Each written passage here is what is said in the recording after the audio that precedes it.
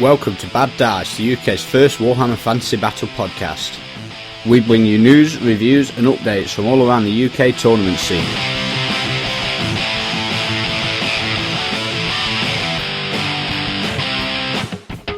Your hosts are Ben Curry and Ben Johnson.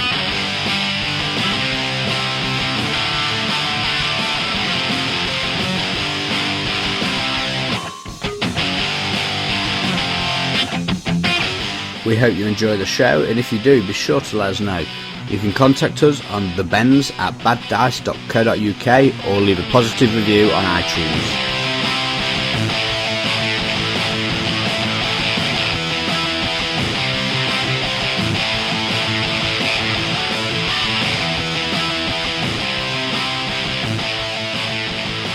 Welcome to episode 57 of the Bad Dice podcast. This episode we've got loads of stuff to cover. Actually quite excited to be recording this one because it's been a bit of a break because we had a laptop fail. Somebody broke the laptop. Yeah, a few days later than we'd expect, but it has given us a bit of extra time to prepare, supposedly, for this wonderful show we've got for you. Dude, why'd you lie? Why'd you lie to these people? Oh, they love it. So we have Orcs and Goblins Army Book Review. We also have a review of the Black Library Live and plenty of wargaming goodness in between. We've been to a tournament. So plenty to talk about. Did quite well at that, didn't we? Yeah, we did all right. It wasn't bad. So before we get into the main bulk of the episode, we're going to quick shout out to our sponsors. First off, we've got Og Games. Og Games are an online store. You get yourself pretty much anything from the Games Workshop range for 15% off.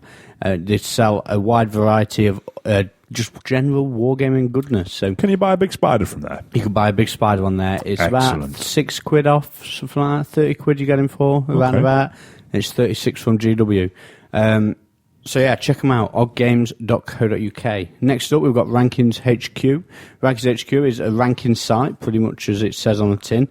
In addition to general rankings for gaming systems all around the world, they do Rankings HQ TV, which is, again, exactly what it says on the tin. TV about Warhammer and other gaming related stuff, so it's all good. Check them out at rankingshq.com. I've been watching them, but not quite the way that Andrew would like me to. Why have you been watching them? On my iPhone while I've been painting.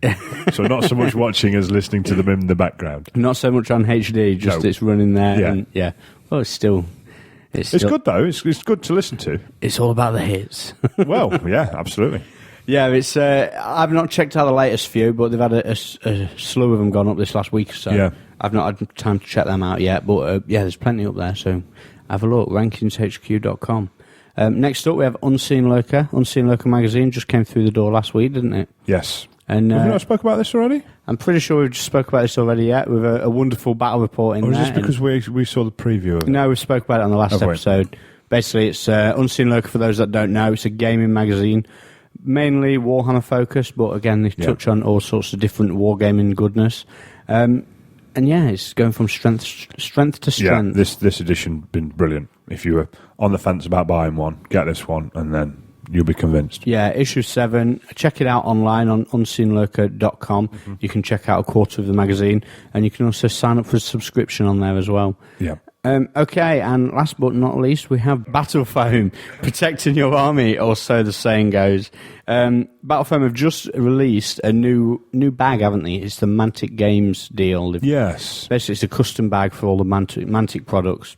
As you probably know, if you know who Mantic Games are, Mantic's, all their figures come in a hard plastic case with foam inside, so you can put the figures in them cases. Yeah, about the size of a DVD case, isn't it? Yeah, so the Battle Foam make foam to go in them plastic cases to keep your figures a bit better protected, and you can also put them cases in the Battle Foam bag, or you can just have it kitted out with just foam. So check out battlefoam.com. And it says Mantic across the front. Yeah, of course it does. Check out battlefoam.com for all your carry case needs and your custom cut foam and all that sort of jazz. I've had Chris Tomlin from the Black Sun with me this week, wanting to get the lowdown on the Battle Foam to find out what they need and what they want to do to get some custom foam ordered. So check them out, battlefoam.com. Can't really speak highly enough of them, can we? No, not really. Yeah, I quite like mine. Quite a lot. Okay, so that's our sponsors out of the way. So what have you been doing this week in Warhammer? well, we did a tournament, obviously, which we're going to speak about later on. Yeah, so Swiss Cheese was the first ever teams event in the UK, and it was 4-man teams. Yeah. You paired off using an ETC style restriction pairing system. Anyone who wants to know what the ETC is, it's the European Team Championships.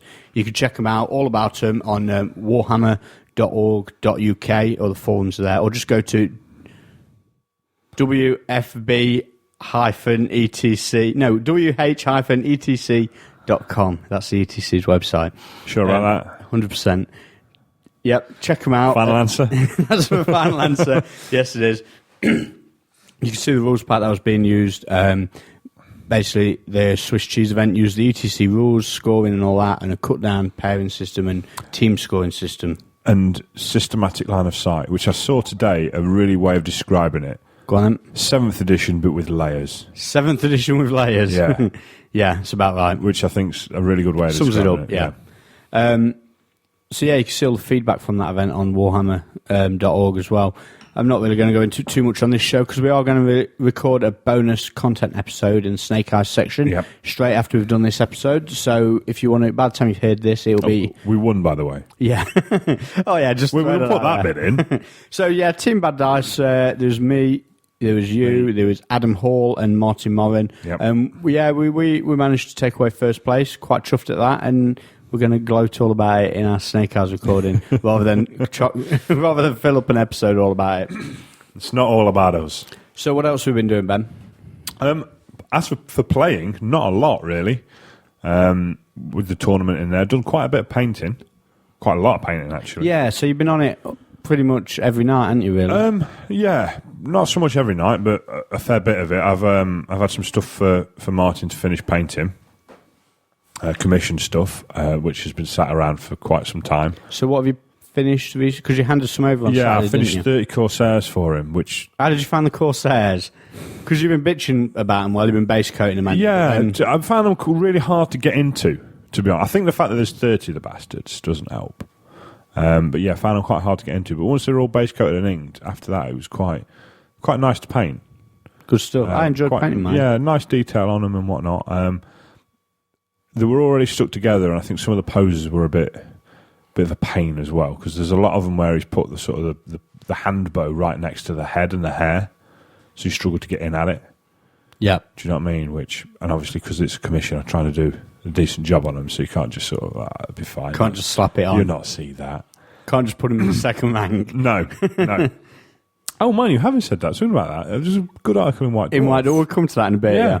So I painted them, got them finished and handed over. Got some more chariots to paint for him, which is a bit better than 30 Corsairs, using the new cold ones instead of the old ones. And you're using the new crew? Or No, using the normal crew out the old Dark Elf chariot, which you can't buy anymore. Can you not? It's not listed on the Games Workshop website. Okay. I assume it's because it's got the old cold ones. So just using the crew out of that. You have to. One thing I've found, if anyone's going to try it, is you have to move the yoke backwards, on the chariot, because otherwise the chariot hangs right off the back of the base. Oh, does it really? Yeah. So if you put the cold ones, so the heads, the sort of line of their neck is over the front of the chariot base. If you move the yoke back, there's a natural sort of metal clasp on the haft of the chariot. Is that what it's called? Yeah. That you can sit it on there. You have to just file it a little bit wider, sit it on there, and it means then the back wheels just sit on the back of the chariot base. Otherwise, it's a bit long and a bit messy. Because I did some for myself a couple of years ago and found that. So I've done the same with Martin's. So yeah, they're not far off finished actually. So I got the cold ones, just stuck the cold ones to the chariot base, and then got everything else separate. So the body of the chariot and the two crewmen are all separate. And you've only had them, what, a week? Yeah, picked up Saturday. Didn't I? Yeah. So you've done quite well there. Yeah. I've been, like I say, I've been trying to get it done. I've also got some scaving that I've been back on. Painted up a bit of stuff for Swiss Cheese, another rat pack, and some more gutter runners. Then I had to borrow some storm vermin and some plague monks and a furnace. But I'm trying to get that painted for the south coast, which is a bit of a daunter, actually. So your furnace you tweeted about, didn't you? Yeah, the furnace. Well, before the furnace, I bought and painted a Plague Claw Catapult, which I think is quite cool. Tweeted about that as well. Yeah. So it's the regular one that you buy, and I've done it so the A-frame is at its tallest point, facing forwards. Yeah. And then the two levels I've stuck together on the bottom, and what I've used is the crewman off the plague furnace. You know, the guys that are pulling down on the furnace to pull the lever. And instead of the counterweight of the warpstone, I've put the screaming bell, because I've got a bell and a furnace kit, and obviously get the spares. Yeah, of course. One. And I think it's come out quite nice, to be honest. Yeah, it looks quite good. I was quite surprised at the black glossy bell, but I see why you've done it. You said there's enough metal everywhere else. Well, yeah. I mean, I looked in the heraldry book, and they've got a load of different bells in there. And there's a black one in there. I thought, that's quite nice. And I thought that the rest of them, because all my army's quite silver and bright and shiny, I thought that if I painted the bell at the front silver and shiny, there'd be an awful lot of it going on. So I thought I'd go with black. So it's a black gloss bell with copper runes and warpstone on, which I think it's nice. It looks great, mate. I'm really impressed by it. Sodgy, it's mine. I like it. It's tough.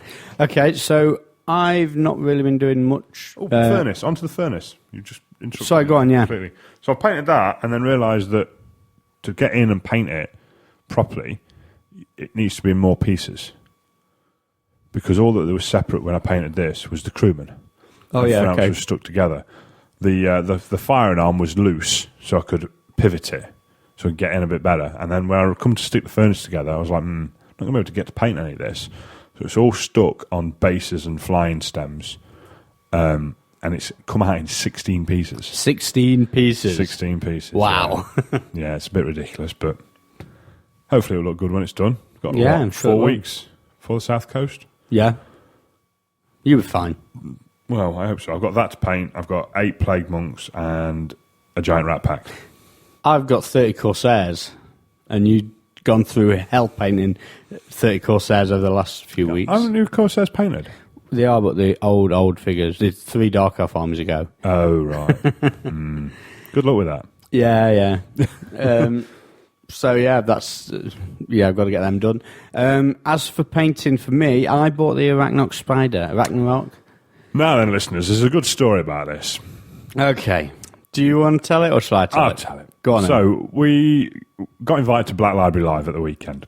So we go up there and we're looking around, and there's a few seminars as well. So in between having looked around the event and waiting for the seminar to start, we wanders into the shop because I've got a mail order to pick up the new art book. So we're in there, I'm queuing up, and one of the staff members shows Ben the new Spider. And Ben's like, oh, wow, it's brilliant, isn't it? Oh, I'd already seen it before, though. It wasn't new. I'd seen it before. Ben then comes out with, where are they? Oh, they're just over there on the new release section. I'm buying one. Honestly, they just want 1,000 customers just like you. So I tweeted about this, and Andrew Kenrick, editor of White Dwarf, tweeted back and says, think yourself lucky you didn't buy 2. He's got a point. I've been done like a kipper.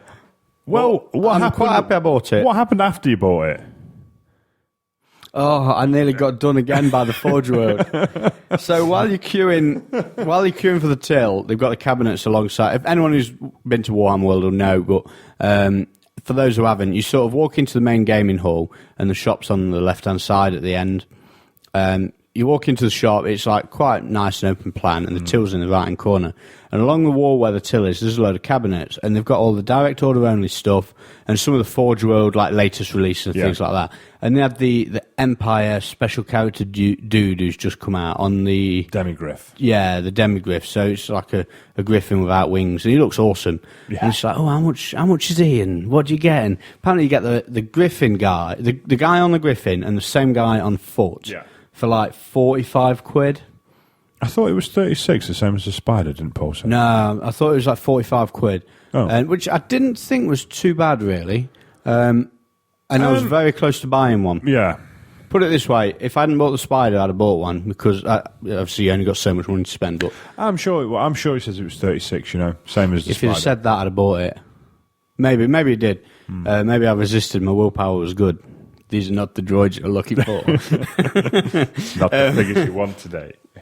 So yeah, I resisted that, but I will be. I think next month I'm going to pick that one up, because there's no Warhammer release next month. There's the Tomb Kings of the month after, Is that right? It's Grey Nights next month, isn't it? Yeah, so my plan at the moment is to every month buy one of the big releases, just to have a play with and a review the kit for the show and have a paint of it. And I'm going to eBay it when I'm done, because I've got no need for these sort of big giant spiders sitting on my shelf, along with the Stegodon that I've got, which I bought last time, and all the other crap. Is there not some steam tanks up there as well? I think I got rid of the steam tanks, sold them. You're not sure though, are you? I'm not sure. No, there might be a steam tank in a box. Or you could have lent one to me and it could be on my shelf. Is it? Might be. Maybe, possibly, yeah. So like I say, the idea is I'm going to buy these kits, have a paint and a play with them, and then eBay them. So the spider is in front of me at the moment. You can hear it. Yeah, it's quite groovy. So it's a bit of an awesome kit. It went together, and it isn't actually much bigger than a Stegodon. I know you might look at me gone out, but the body is smaller than a Steg, I reckon. The only thing that makes it big is the massive legs on it. Yeah.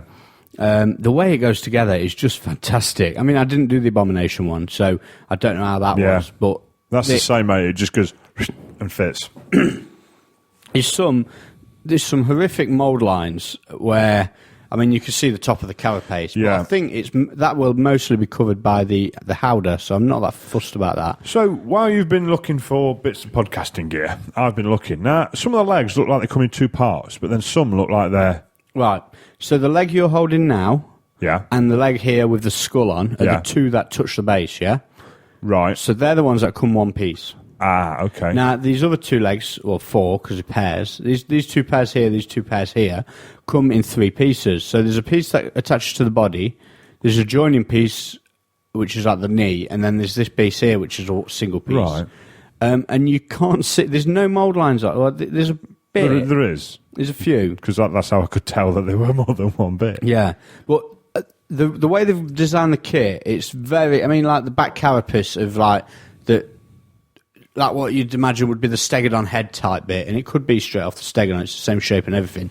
There's no mould lines on that because the moulds are on the corners, and so you can't see it, and it's the same around most of the kit. Well, I noticed that with the Abomination, a lot of the mould lines fall in a natural like belly of fat.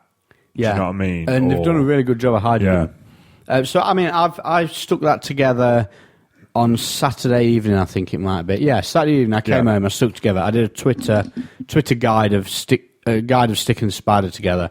I got it all done except for the legs. I stuck the front three pairs of legs on and left the last pair off for painting. I thought it'd be easier. Yeah. And to be fair, I think I should have. I don't know. I probably shouldn't have stuck any of the legs on. But I think what I've done is like the bare minimum. You can't stick them back legs on. No, not if you want the belly to be a dramatically different colour to the armour. Yeah, which is what I've gone for. Yeah. So if I was going to do one again, I'd build the body, I'd build all the legs, I'd spray the body white, I'd spray the legs in the colour that I wanted the armour, and then I'd ink all the body so the belly of it's done, finished. The belly of it's done and finished, and then the legs, I can just base coat the body again in the colour that matches the legs and touch it up from there. And you can make a really, really quick job on it. Whereas it's took me about a week so far to that stage, but I've not had a lot of time on it. See, I disagree. I think if I was going to paint it this colour, which is, you've done yours, a black, bluey armour. Yeah, so I've sprayed it all black. And a Devlin mud. It's Deneb Stone Belly. Sorry, Deneb Stone with Belly, a sepia wash. I think I'd still spray it all black. Well, I sprayed that black. I dry brushed it.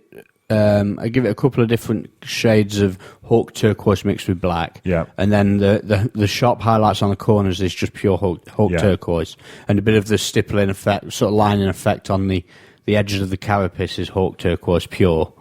And then I've sort of hit a wall with it. Not in the fact that I'm struggling to paint it, I'm struggling to find time to paint it because I'm busy this week.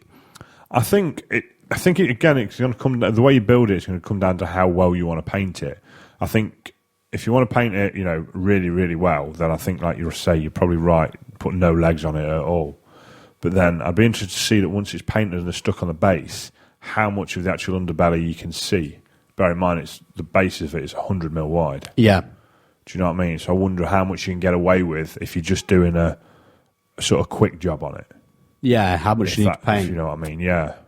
Well, I'm enjoying doing it. I've not stuck together the howdah yet, and I'm still not sure of what to kit it out with. Nah.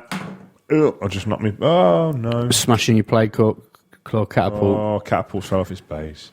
I've been looking at the sprue here. And Yeah. I think you can probably get away with Magnetise magnetising it. it. I've been looking at... the reason I've not stuck it together is because I think I can do a magnet set for all the options. Yeah. But I've not really looked into it yet. I've not had time. So I'll get the spider painted first, then I'll get the howdah done and take it from there. But I do intend to, if I can, use the magnets. Yeah. And that shaman that goes on it is wicked. One of the things that I did notice was the spider has no spares. I used every part of the sprue. Yeah. Was it one sprue of howdah, one sprue of spider? Spider and half a dozen tiny spiders. Right. Like this size one here. Yeah. The really small one. Yeah. But yeah, that's the Arachnok. So over there... See, I'm surprised it's not got a second head. You thought you'd have two faces with it? Two faces, yeah. Yeah, maybe. Like the stag. Yeah. But hey-ho. Anyway, so that's... I've got some more modelling. So I've got these little men. I don't even know what they are. What do you think they are, dude? I don't know. Dude. I've took a photo of them and Twittered them. They look like 28mm scale. And they look like Napoleonic sort of musketeer... musketeers or something. I don't know. They're odd. So have a look on my Twitter. A few weeks ago, a few days ago, I posted this. So I'll retweet it in time for when the show goes out. So if anyone's got an intimate knowledge of the 30-year war and English Civil War era figures, and could let me know what style these figures are. So where did they come? They look like the kind of things you get at a museum gift shop. I don't know what they are. They're not pewter. I think they're lead. No, they're not lead. A friend of ours, who Kel works with this lady, and we went out with her and her husband. And her husband had been given them, or he'd come across them somewhere, and he's like, "Oh, will you paint these for me?" And there's only 4 of them, so I'm like, "Yeah, sure, whatever." I'm quite looking forward to painting them. They're quite characterful. Some of the figures are. There's not a great amount of detail on them. I think you're going to have a nightmare. Why? Because there's no detail on them. I think I'd be all right. So yeah, I quite fancied getting a proper colour scheme and finding out how they should be done and doing a historic paint job on them. Is he a historic buff type? No, not really. Will he get upset if the buttons aren't quite the right shade of bronze? No, nothing at all like that. That's why I'm going to paint them for him. If he was, I'd say no. Yeah. So yeah, that's me for modelling. Other things in the hobby, played a big game, didn't we? Oh yeah, we did. So Exciting. anyone who's seen the rule book has probably seen the Island of Blood gaming table in the book. It's not the Island of Blood, is it the Island of Blood? Yes. Isn't it the Corsair, Dark Elf Corsair landing? No. Okay. You go then. You know more about it than me. It's the Island of Blood board that they made. Right. I thought it was the Dark Elf Corsair landing board out of the rule book. Completely different one. Okay, go on then. Idiot. Yeah, well, it was in White Dwarf September time, wasn't it, when Island of Blood came out? And obviously it's been used in all the shots in White Dwarf, the rulebook, etc., etc. Yeah, it was at Games Day, and it was at the 8th edition launch party. Yeah, and it's been in Warhammer World for February, I think it was. Yeah, all of February. You could go down and you could reserve it and play on it. So that's what we did last Tuesday, last day that it was there. We got to play on it. Yeah. Me and Adam playing Skaven versus you and Greg playing Dark Elves. Yeah, playing Mad Dark Elves. See, it's about 5,000-6,000 points ish. Really? Per side. Really? I don't know. It was because I wanted to put all my toys on, and then it started getting silly points. Like once I'd gone, I'll have one of each big unit. Yeah. It was like up to 6,000. I'd not even got my dragons or my monsters out. So we didn't have enough. Scaled it back a bit. I think we ended up at about 5,000, roughly. I don't know. It wasn't spot on. You had like 8 characters, 8 wizards, because you brought between us. Basically, me and Adam pretty much brought 2,400 point armies. And then scribble the magic items out and swap new ones in so you weren't duplicating. Yeah. Whereas I went, I'll have 5,500 points worth of troops, 2 level 4s and a Dreadlord, and pretty much that's it. Oh, Hydroban and BSB, which was quite spectacular. Quite a lot of Skaven. But no, it was good. I mean, it was good fun. It was. I don't think I've laughed so much in quite a long time. Yeah, it was just great to get all the toys out. Like I had on the table on our side, I had 250 spearmen. 30 witches, 30 corsairs, 30 executioners, which died first turn. They got turned into rats. 2 units of 20 blackguard. Is it 1 unit and 20 blackguard? Probably one unit. I think. Might be 1 unit. And then just bits. 10 shades, 20 shades maybe. 2 bolt throwers on the biggest towers on the board. Yeah, the mountainous towers you put your bolt throwers on, didn't you? And Yeah, so I put the bolt thrower on the tower, measured to what I wanted to shoot, and it's like, okay, new rules. My bolt throwers can shoot anything. whatever you want. Yeah, it was a massive. I mean, when we started putting stuff down, you put the Abomination down, which is quite a big kit, and you put it down and you go, it's a bit lost. It looked tiny, didn't it? Yeah, and it wasn't so much when you put it down, because you got all your figures out, put it down, it looked great, Yeah. and then you walked away from the table, and as we walked back over to it, it all looked lost. Yeah, it did. The table dwarfed it. But we took loads of photos. They're all on my laptop. I'm going to post them up over the next few days on the Snake Eyes section. So if you want to check that out, you can. There's one which is such a really good photo. I think Adam took it. It's the bolt throws I view, isn't it? Behind one of your bolt throws on the top of this tower, just looking down over this massive Skaven army with the sort of cliffside and all the schools in the background. Brilliant. Yeah, Really good fun. iPhone photography. iPhone photography, yeah. But yeah, like I say, not laughed so much in an awful long time, especially when we rode to see who General was. That broke. Oh, you. So, like halfway through the game, me and Greg rolled at the start to see who the General was with us. And, oh no, it wasn't. We only had one General, didn't we? We just had a Dreadlord, which we were sharing. So it gets to like turn 3, and you're like, I've killed one Grey Seer. killed Adam's Grey Seer, haven't I? And I'm like, well, who's the General? And you're like, well, I am. I've got the Grey Seer alive, of course. And they're like, you haven't rolled off, have you? No. So Adam rolls a 5, doesn't he? Yeah. He's like, Troops a 6, told you. Just it sounds dull on the marks, I'm sure, but it was so funny. It was very funny. A good time was had by all. And it was nice to get all the figures out. Like I said, I reckon if you said let's do 20,000 points, Yeah. I could probably, with a few loaded up characters and all I could get it. I've got a lot of Dark Elves, never get to use them. I'd be quite intrigued to sort of try and figure out a better way of playing games at that size. Yeah, sort of like shorten down rules, because you don't want to have to do every combat. It really doesn't... It doesn't scale up to that big so easily, does it? You get bored, don't you? Yes. Of just fighting combats after combats. And when you start getting onto that scale, when someone runs away, it's like... Yeah. Yeah, it can get a bit messy. But we just ran to the middle. I had 10 Cauldron Knights with a Hydra banner in there. Lord. And it just ran into the middle of your army and butchered everything. Yeah. You shove the furnace at it, and I'm like, I'm going to charge. And Greg was like, you know it does gas, don't you? I'm like, how much gas? He's like, D6. And I looked at my unit, I was like, there's 4 at the back. He's not going to kill more than 4. And then I get all the front to fight. That'll be fine. Yeah, no problem. Extra tap from the Cauldron, extra tap from the Hydra banner, and off we trot. And it flattened the furnace, ran through. Flatten the army. It killed the furnace, ran through into the clan mats with a seer in. Yeah. And you had option to flank it on both sides, and both you and Adam were like, It was basically you run into a unit, kill a load of it, we drop 1 cold one. Then you run into another unit, kill a load of it, we drop 1 cold one. And it's like, we're running out of units here. At the start, I put my execution on the board. I'm like, you're not allowed to kill these. I never get to use them. They always die. Don't kill these. First turn, Plague, 13, Plague 13. 13th, dead. Double 13th. Double 13th. Yeah. And all 3 of them went off irresistible. Yeah. It was just, I was gutted.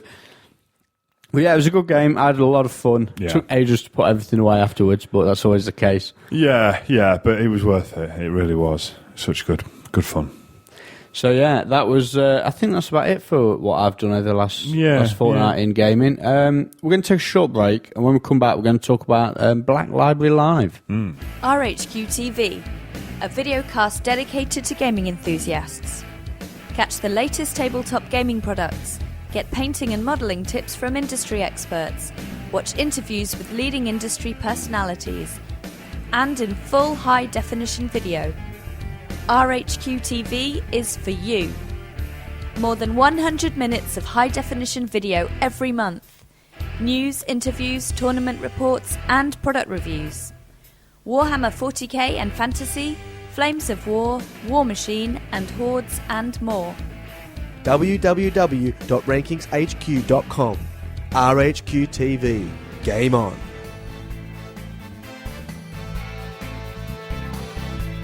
Hi guys, I just want to take a minute to tell you about an amazing new product from Battlefoam.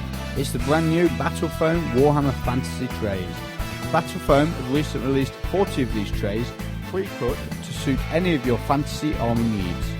If you have a huge monster, an amazing character, or a wild conversion, you can also design your own tray using the Battle Foam Custom Tray Creator.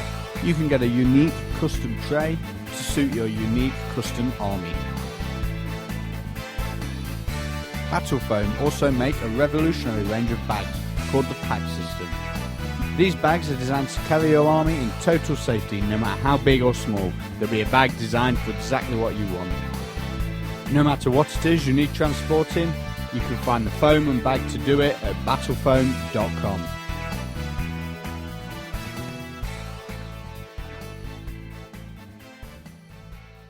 So the weekend just gone was Black Library Live 2011. Funny that, with it being in 2011. Was there one in 2010? Yep, one every year by the looks of things. Oh, okay. So it was at Warhammer World. It Yep. was £12 to get in, and for that you also got a free book of your choice. Yes, £8 book, wasn't it? Yeah, and it was a choice between Calidor, which was the latest in the Sunderland series Yep. by Gav Thorpe, or it was Age of Darkness, which is a collection of short stories from the Horus Heresy, which, to be fair, I'd quite like both. Yeah. The basic gist of the event was a Black Library showcase. They had all the top authors, a load of pre-release stuff there. You could buy books that aren't going to be out for a few months. Yeah. Signed posters, all sorts. Yeah, there were a lot of signing sessions going on, didn't Yeah, signing sessions so you can go and meet the authors, have a handshaking and a signing and whatnot. And then there's also seminars. 10, 12 seminars? 1, 2, 3, 4, 5, 6, 12. 12 seminars. The only So- downside was that they were running sort of simultaneously, wasn't they? Yeah, so there was a Space Marine Battle seminar and a Writing for Black Library seminar at the same time. Time of Legends and Audio, which was a shame because I'd like to have gone to both of them. Yeah. A Dan Abnett open Q&A, another Space Marine seminar, Graham McNeil Q&A, and an art seminar, which that's the one we went to see, wasn't it? Yep. And we also went to the Time of Legends. Time of Legends one. Horus Heresy, Age of Darkness, and Capheus Kane, which is a new audiobook. Yep. With the Sandy Mitchell, the author, open Q&A, new stuff and Q&A, and then Aaron Dembski Bowden, open Q&A. What's he written? All sorts, mate. He's wrote a lot. I can't he? list them, Okay. but yeah, quite a few. Oh, Okay, yeah, there's so one on the front cover, Blood Reaver. There you go, he wrote that. what did you think to the day in general? I thought it was good. Yeah. Not being a massive reader, as daft as that sounds, but the audio stuff is fantastic from them, which is why I was so disappointed not to get to the audio seminar. Yeah.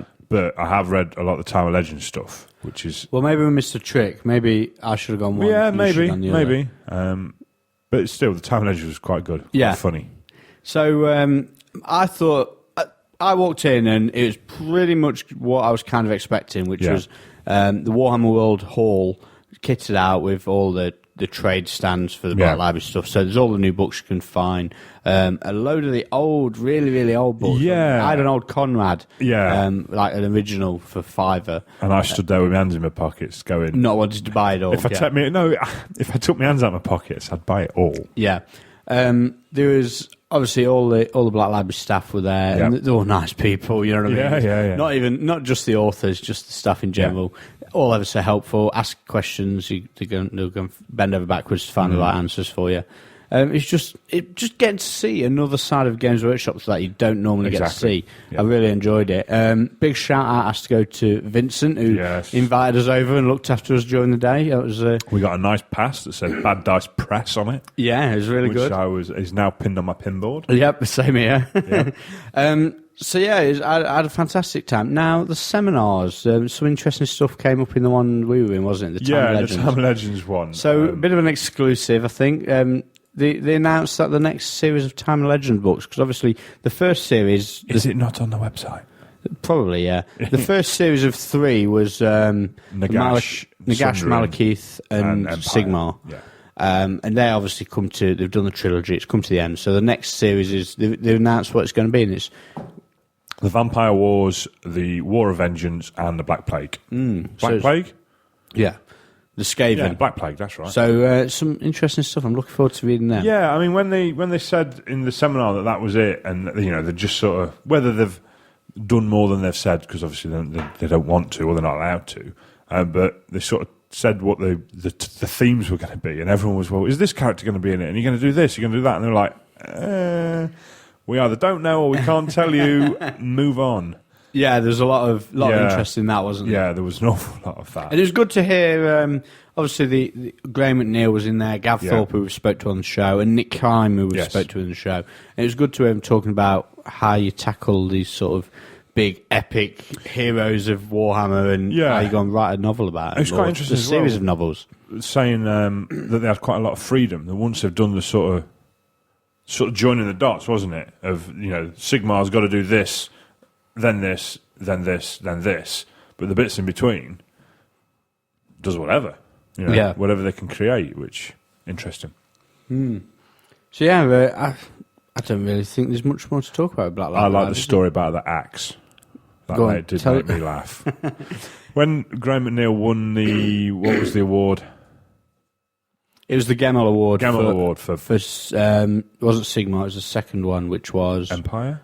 Empire, yes. Saying they went down to London, fancy award show and all that. Do you know what I mean? Wins the award. They're all very happy. They're all a bit drunk, and they decide to go back to the hotel to get rid of the axe. That was the prize, a massive, Warhammer axe. And just give it to the concierge at the hotel room, and says, "Can you just put this into room whatever?" And the guy was like, "Yeah, okay." Didn't bat an eyelid, as if it was perfectly normal that people give him axes and weaponry all Big the time. Scottish dude with a bald head and a kilt walks up with an axe and says, "Look after this." Yeah, no problem, sir. And off they went into the night, and that did make me laugh. So the other seminar we went into was the art seminar, wasn't it? Yeah. And that was quite interesting. I mean, I was a bit disappointed in the fact there was only really one artist. It was Darius, who wrote The Warrior Priest, and we had on with Nick on a previous episode. Yeah. And there was one of the... I can't remember. His name escapes me. Oh, you're terrible. Yeah, I am. Neil Roberts. Neil Roberts, who is basically a staff artist for Black Library, and he does most of the art for the Horus Freelance Heresy. Artist. Is he freelance, is he? But does most of the art for the Horus Heresy, and he was just talking about what goes into it, and all computer, all digital, everything he says nowadays on the Black Library side of things. No, I don't think everything is it? His stuff was. No, he says that everything goes through a digital process at the end to just tweak stuff. But to be honest with you, I'm not a fan. What, of the digital? Yeah. I really liked it. I really liked hearing about how... Oh, yeah. The difference between doing it on paper and then how he sort of learnt to do it on the computers. And I didn't realise either that it was all layers. Oh, yeah. I didn't realise that at all. Yeah. Which is, again, interesting to hear about how they do it. It's just not quite my cup of tea. No, 40k. No, not even that. I just like, I like to be able to see the sort of brush strokes and stuff like that. Yeah. I like when we go to Warren Wood and they've got art displays on, and you can see where... The scribbles in the margins. The scribbles in the margins, exactly. Stuff like that. I really like that. Well, he was talking about how there was still sort of scribbles in the margins in his digital work, wasn't he? Yeah, little Easter eggs and stuff like that. Yeah, bits of on the, I don't know, a chaplain's...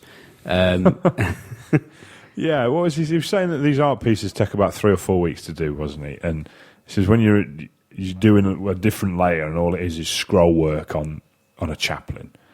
And he says to stop yourself going just insane, he writes down, his wife's name and his kids' names, and he says one of them's got his shopping list on. But he says that by the time that it's back in where it should be underneath all these other layers of grime and explosions, it's just zoomed out. It's just scroll work in the background, but it's quite funny. It was quite interesting as well hearing him saying about he has a template of how he's got to draw his piece of art to fit on the book. To fit the book, so that the title and the author's name and the blurb doesn't cover, the main Space Marine guy on the front's head. Yep. Which I've never really thought of before. No, you wouldn't, would you? Unless you needed to. I had a great time on the day. It's not an event that I would have thought about going to. If someone said, "Oh, Black Library Live's on the weekend, do you fancy it?" I'd been like, not really. But I haven't been to one. I definitely want to go to another. I had a lot of fun. I think I'd have gone. Maybe. And that's coming from a guy who doesn't read a lot. Yeah, well, I'd have gone. Don't get me wrong. It's Warhammer World. I'm there all the time. Yeah. I'd have been a bit on the fence. Whereas having been to one, having seen what it's like, I think it might, if it's a Warhammer World every year, I'd certainly go. Yeah. And I'd also consider sort of travelling to one. Yeah, I'd yeah. lot of fun, and there's a lot there to see. So I definitely recommend Black Library Live. One thing they did as well, which we didn't stay for, was at last thing of the day at 6 o'clock, they had the world premiere of Cassius Kane audiobook, Dead in the Water. Is it not Cyphius Kane? Cassius, whatever. And they had the audiobook playing in Bugman's, didn't they? So you Yeah. could listen to it. Yeah. Which is quite cool. Yeah. So the audiobooks are just we talk about it every episode, don't we? They are Yeah. kind of cool. Awesome. They are a lot of fun. All kinds of awesome. Before I've come here, because I'm working in Sheffield tomorrow, it's about an hour and 10 minutes drive, put an Arian in the car. Yeah, Yeah, I'm going to listen to that on the way to work. sorted. Yeah. That's your day's drive tomorrow. That's sorted it. out. Yeah.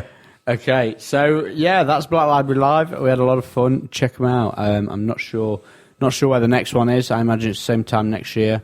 And they do travel a lot. They get all around the world. So just check out the Black Library website, blacklibrary.com for And when they're the on events, Twitter, aren't events coming near you. And then also add them on Twitter because they're always updating on that. they? Yeah.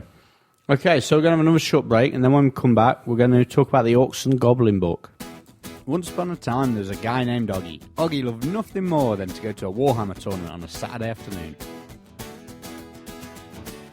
He'd got his lovely army all ready to go, all purchased from the Og Games web store. And he'd even lined up his first 8th edition Warhammer event. The day of the tournament came, and it was horrible. He got smashed in every single game. It was all too much. Oggy was ready to give in. He'd had enough. He didn't want to play this silly game anymore. It was going to be an epic rage quit. And then the voices started. Oggy, embrace the filth. Oggy, embrace the filth. It was like a switch had been flipped. Oggy was a new gamer. He headed straight to the Og Games web store, oggames.co.uk, and he created his armies of mass destruction. And the best thing was, they were all at 15% off. So head on over to oggames.co.uk, where you can get anything you need from the Games Workshop universe at 15% off. They also have a huge range of products that can satisfy all your wargaming needs. That's oggames.co.uk. Okay, so the bit that everyone's been waiting for, I assume, that's why you're listening, Orcs and Goblins Army Book Review. Yes. A little bit later. But Well, still. it doesn't matter. It gives people time to get the book, have a Yep. read through with us, and see if they agree with our thoughts. If not, if you think we're talking crap, feel free to email Ben Johnson at baddice.co.uk. No, don't email me. He's the Orc and Goblin expert No, on the no, show. no, So, no, yeah, no, let him no. know what you think. So, first things first. Yeah, hardback book. We've spoken. Did you really need to bang it on the microphone? I'm so excited. It's good, isn't it? It's brilliant. It's a lovely, lovely book.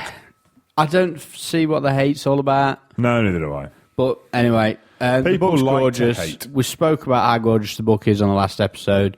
It's still gorgeous, this episode. Full colour. Yeah. Basically, we're not going to goob on the rules and the pictures and the quality Summary that page much. at the back. We're not going to goob all over it that much. We're going to look at the rules, at how it works, what we think it's going to perform like on the tabletop, what we sort of think the killer lists are going to be. That sort of review. Last episode we touched on the new stuff and things like that. We don't need to go through that again. So, straight in at the start, Ben, what are the Orcs and Goblins' new army special rules? And more to the point, what does it mean for the army in general? Well, there aren't any new army special rules. Do you not think? No, they're all the same army Same special rules that same they had. rules, just been tweaked. However, they've been tweaked, yeah. So what page number are we on? We are on 32. Page 32. And what is the lowdown on this lot then? Well, obviously, we've got animosity to start with, which now, if a unit suffers from animosity, it tells you so in the special rules for it, basically. Yeah, each unit it'll say animosity in its special rules, so it's clear. Yeah. Rather than it being Yeah, because, I mean, I can remember when I started with the 7th edition book, wasn't sure on Squigs, whether Squigs took it. yeah. But now everything's nice and clear, whether it's got animosity, whether it's not, etc., etc. same as before. If your unit's less than 5 models, you don't test. If you're in combat, you don't test. If you're in a building, you don't test. Which is That clears that up. the whole what happens if you run out of the building shenanigans. And if you're fleeing, you don't test. So Okay, what do you think to the actual rule change? Because now it's on a 1, you suffer from animosity. on a 1, yeah, you suffer and you roll on the table. I mean, I've played a couple of games. I don't know, if I'm honest. It's still too... It's still too soon. I think it's probably going to be better for you, because I did find a lot of the times that failing wasn't the end of the world. Rolling a 1 sometimes wasn't the end of the world. Don't get me wrong, sometimes it was. But on the flip side of that, also, rolling a 6 sometimes was the end of the world. Yeah. So now, obviously, that's gone from 1 in 3 to 1 in 6. Now, is it a lot more controllable in this edition?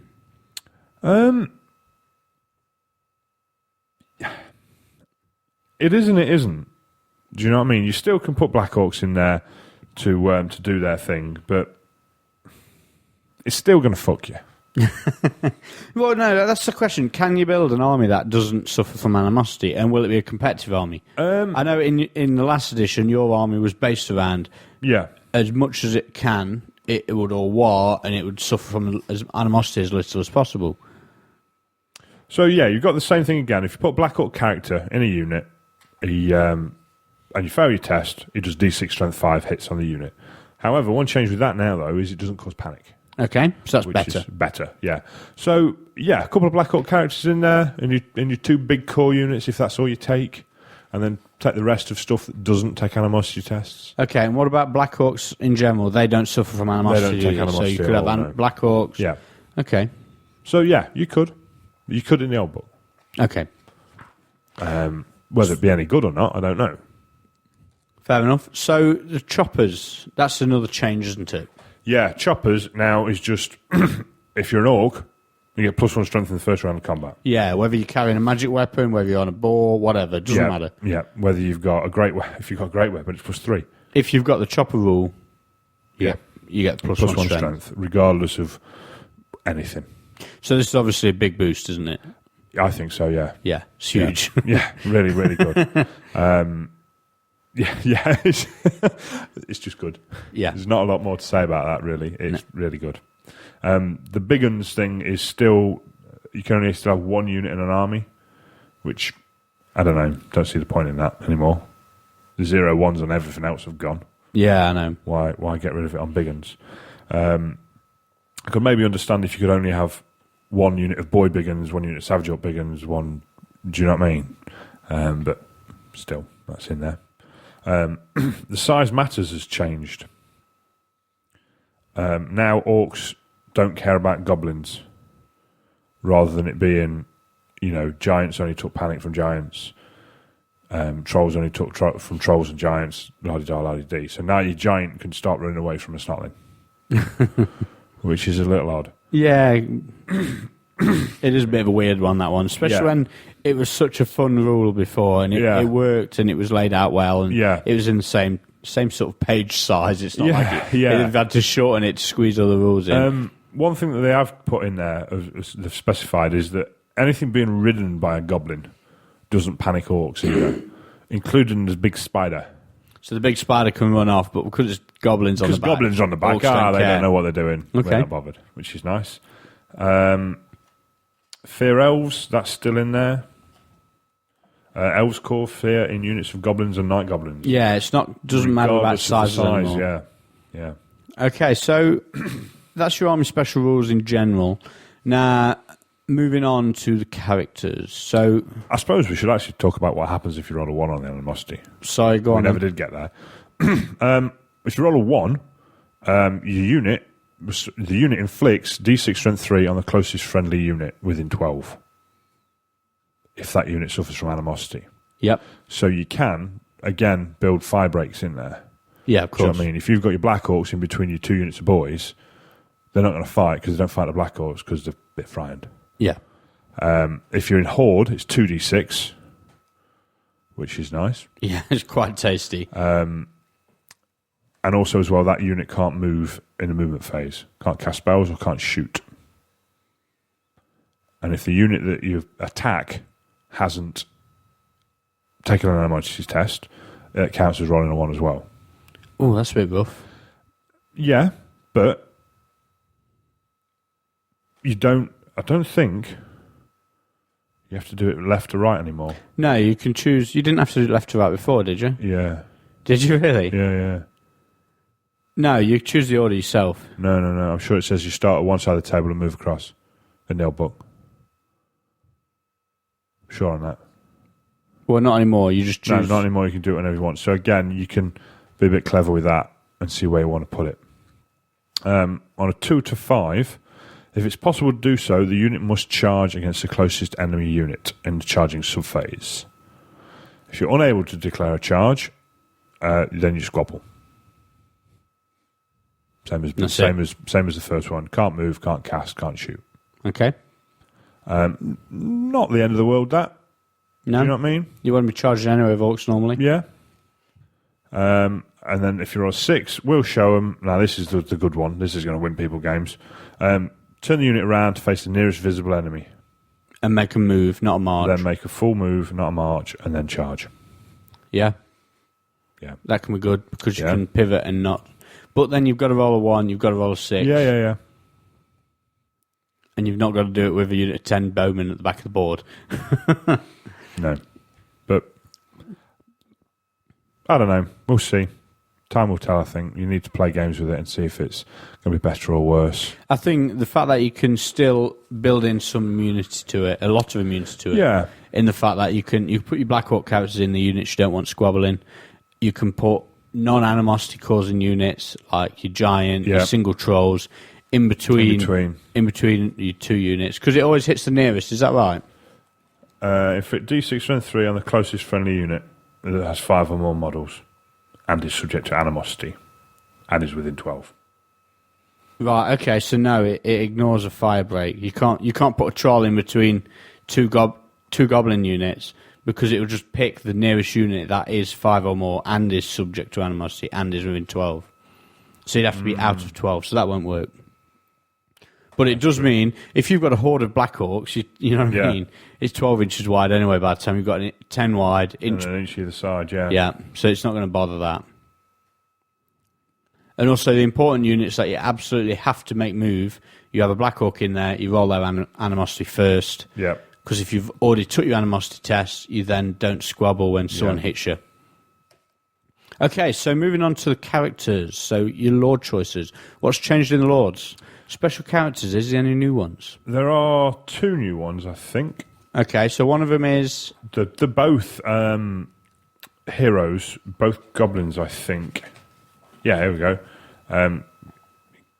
Gatilla the Hunter. Okay. Who's a goblin on a big wolf. Yep. And Snagler Grobspit, who's a goblin on a spider. Fair enough. Basically. So all the other special characters are just pretty much as they were, nothing major as they were, changed? apart from there's Wurzag's back in the book. So wasn't he in the last edition? No, he was in the one before that. Right, okay. He was on a boar then. Now he's in here, he's on 4. You can put him on a boar if you pay the points. He's level 4 shaman. He's got a few sneaky magic items. He's got Bonewood Staff, which gives him magic resistance 3 and can reroll miscasts, which is kind of funky, especially if he's in the unit of Savage Orcs. Yep. There's Tilt Ward. Yeah. Which is nice. He's got Squiggly Beast, which allows him to store some dice. He's got Bound Spell, which is one of the little wire spells, which is a magic missile. He's also got his own spell, Wurzag's Revenge, which is a hex and affects all wizards within 12, all enemy wizards within 12. And on a 1 to 5, they're okay. On a 6, they're turned into a Squiggly Beast. Nice. And they're dead. Deaded. And if he does that, he can add another dice, because he's got 2 Squiggly Beasts. Oh, lovely. Yeah. So basically, special characters, do you think they're going to be used more in this edition, or do you think I'd use just like 7th? No, I don't mean what would you use. I mean, in general, tournaments like that. Do you think we'll start seeing them creeping in, or are they still overpowered? I think the problem is, you look through this, and I don't see any of them that are overpowered. Maybe Grimgor nowadays, because in 7th, you just march blocked him and he never got to fight. Yeah. Whereas now, he don't can get a fight a choice. bit more, and he kicks the piss out of people. And they've got a teleport spell, which can shove his unit forward. Yeah. But there's still a lot of special characters out there which they're You just can't, yeah. insane. Okay. And then if you Maybe start, another couple of years when there's half a dozen more bugs. but even then, if you start cherry picking, you can take the Orc ones, you can take the Tomb Kings ones, but you can't take Kairos, you can't take the Mask. Yeah, of course. It's just a mess. I think you've got to do all or nothing, especially if it's going to be accepted at all tournaments. Yeah. Do you know what I mean? Places like the Mall can pick and choose because it's that sort of event. The rules pack's already massive with restrictions and stuff like that. Whereas I think if you're going to let them in as a sort of general thing, you've got to let them all in, and then it's just a mess. Yeah, of course. But yeah. Okay, so let's look at the Lord choices. Basically, you've got three choices, haven't you? You've got an Orc of various varieties. Yep. A Goblin of various varieties, or Wizards of various varieties. So, Are they not Orcs of a various variety? well, sort of. You've got... So you're all war bosses. Let's start with them. The biggest, hardest fighters of the bunch. Yeah. All war boss, 115 points, cheap as chips for leadership 9 as your general. Mm-hmm. Extra 45 points for a Black Orc. Do you think is worth it? Well, what have we just been saying about animosity? But, well, that's the question. I mean, you could... Obviously, you're going to have a BSB in the army. You could make the Black Orc your BSB. Yeah. Do you then need a Warlord as well? Or what do you think? I think I'd still take one. Yeah, you If get I'm honest, one you people get- weapon skill and heavy armor, basically. And it's the Yeah. only way to get heavy armor, isn't Do it? you not get a bit more than that as well? One people weapon skill, you get armed to the teeth, Oh, right, okay. and immune to psych. But he's only gets immune to psych if he's on his own or Yeah. on a chariot or Yeah. something. Or a wyvern. You go on a wyvern. Well, it's now cheaper. So what do you think? It's 45 points for a little bit? I think I'd take him. You'd still be going with him? I think so, yeah. Okay. Fair enough. What about the Savage Orc? He's 10 points behind the Black Orc. He gets an extra attack. And, yeah, more attacks. You get an extra attack, yes. He gets a ward save, but then... maybe. No, I think I'd still go with Black Orc for the animosity, Okay. personally. What about Savage Orc on a wyvern? Because you're not flying him around like you used to now, are you? That's true. Running into the nearest Harpy unit and That's then getting true. charged in the back by a Hydra Yeah. and all of it wasn't a Hydra, it was normally a war dance. Yeah, a war dancer. Head gone. Oh. Yeah, possibly, but then big monsters, they're not really Not so good nowadays, are they? that great, are they? Especially if you start buying a big monster, putting a lord on it. So how would maybe. you kit out a fighty lord, be it a Black Orc, a Savage Orc, whatever? I think I'd give him the extra attack. Is it the giant blade? No, not giant blade, is it? The +3 attack sword? Plus 3 attack sword at the rulebook. Yeah, yeah. And what? A ward save, or wouldn't you bother? I don't know. Potion of if I'm strength, honest. maybe?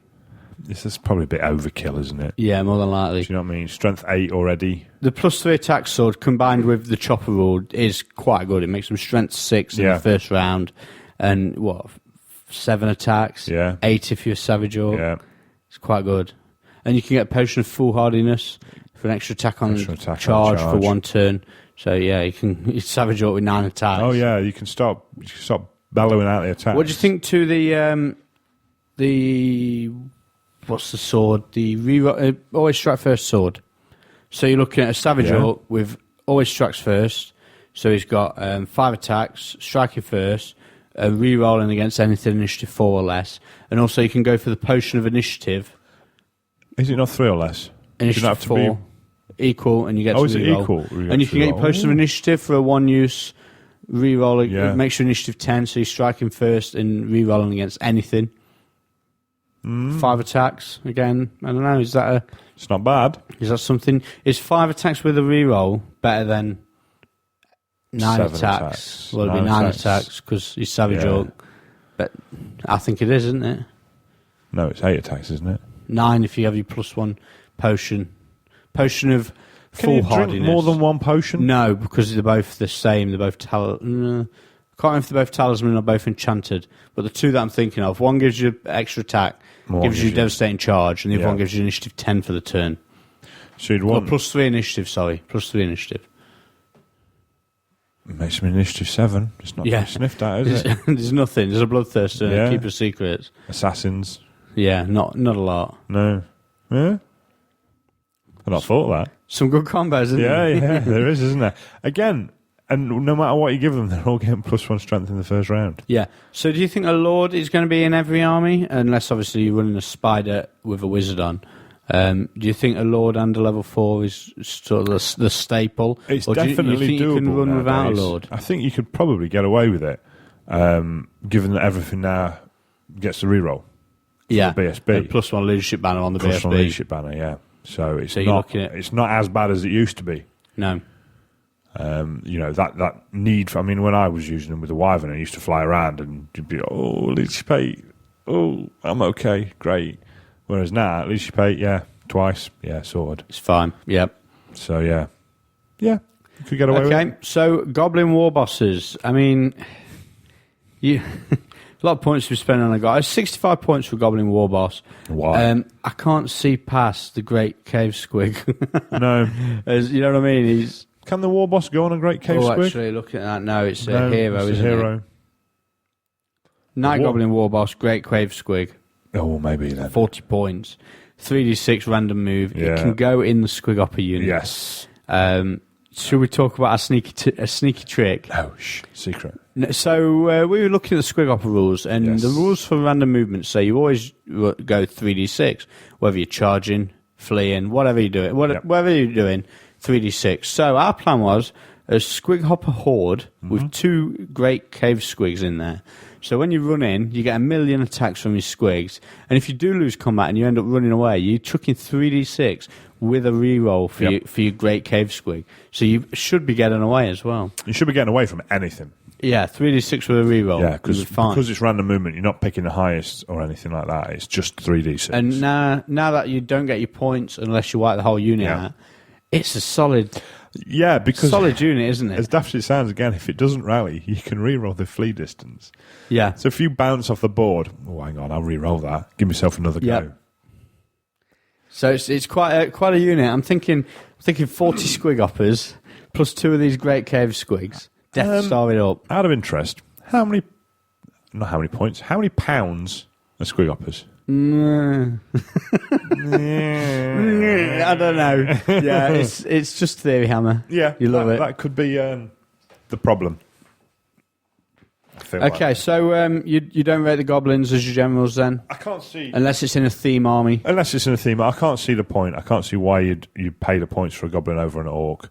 Even if you just went basic orc guy at 115 points. What about the fact that you could get? I mean, you've got your Goblin War Boss. He's got 4 attacks at strength 4.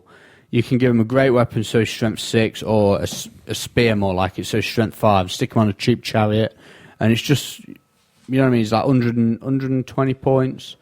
It's a lot of attacks. 4 strength. You know what I mean? 4 strength 5 attacks plus the chariot. Cheap throwaway unit, or do you not? You don't even see that? No.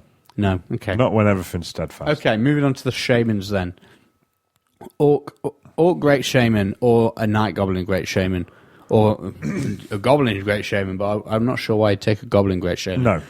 Your Night Goblins have got the mushrooms. The mushrooms add a dice, not a power dice, so it can't cause irresistible, can't cause a miscast. Can't get banned on the comp. Has to be added, Yes.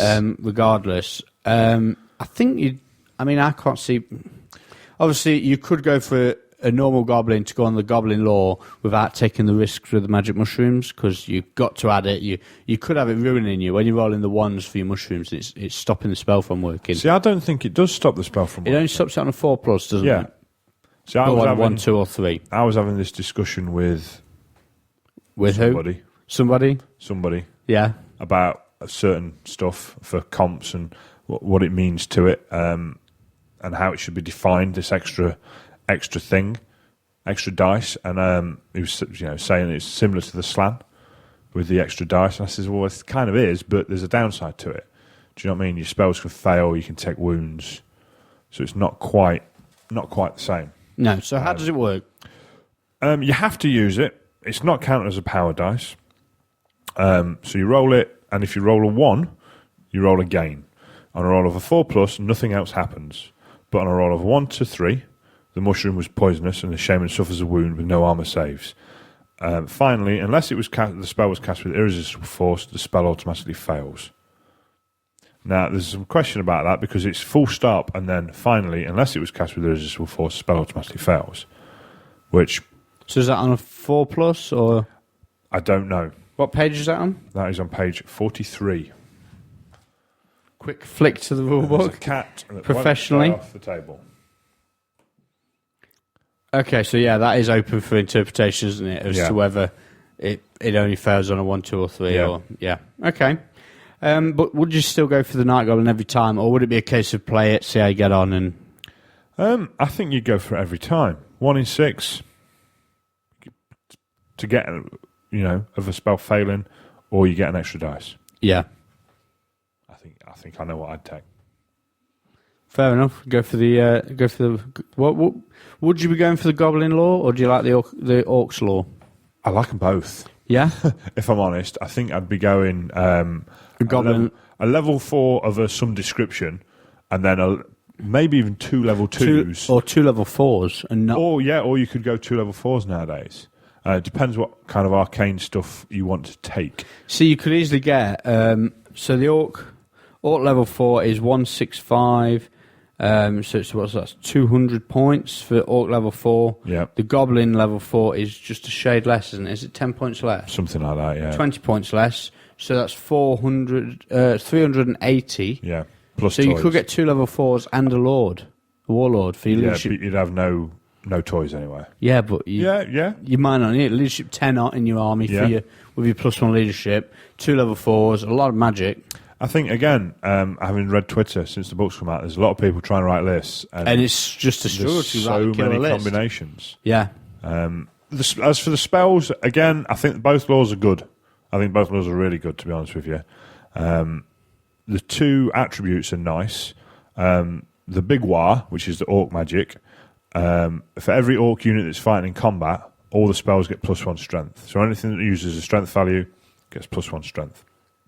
For the Goblins, every time you successfully cast a spell, you roll a dice. On a 1 to 4, nothing happens. On a 5 or 6, you take a dispel dice from your opponent and add it to your power pool. You see, I really like that one. I really like that one. Especially with a lot of the law being low casting value, and with Yes. the mushrooms, Yes. you could chuck 1 dice, Yes. especially if you're going for a Yes. few level 2s, Yes. you're just yesing. Yes. So, Already thought of that. for the listeners, because they might not have, stop saying yes. Sorry. No.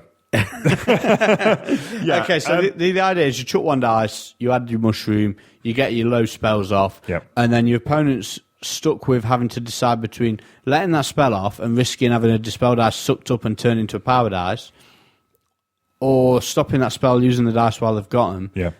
But then you're going to have 4 or 5 dice in your pool for a big death and doom big and bad curse of the spell. bad moon spell. Yeah, you know what I mean. Big spells coming.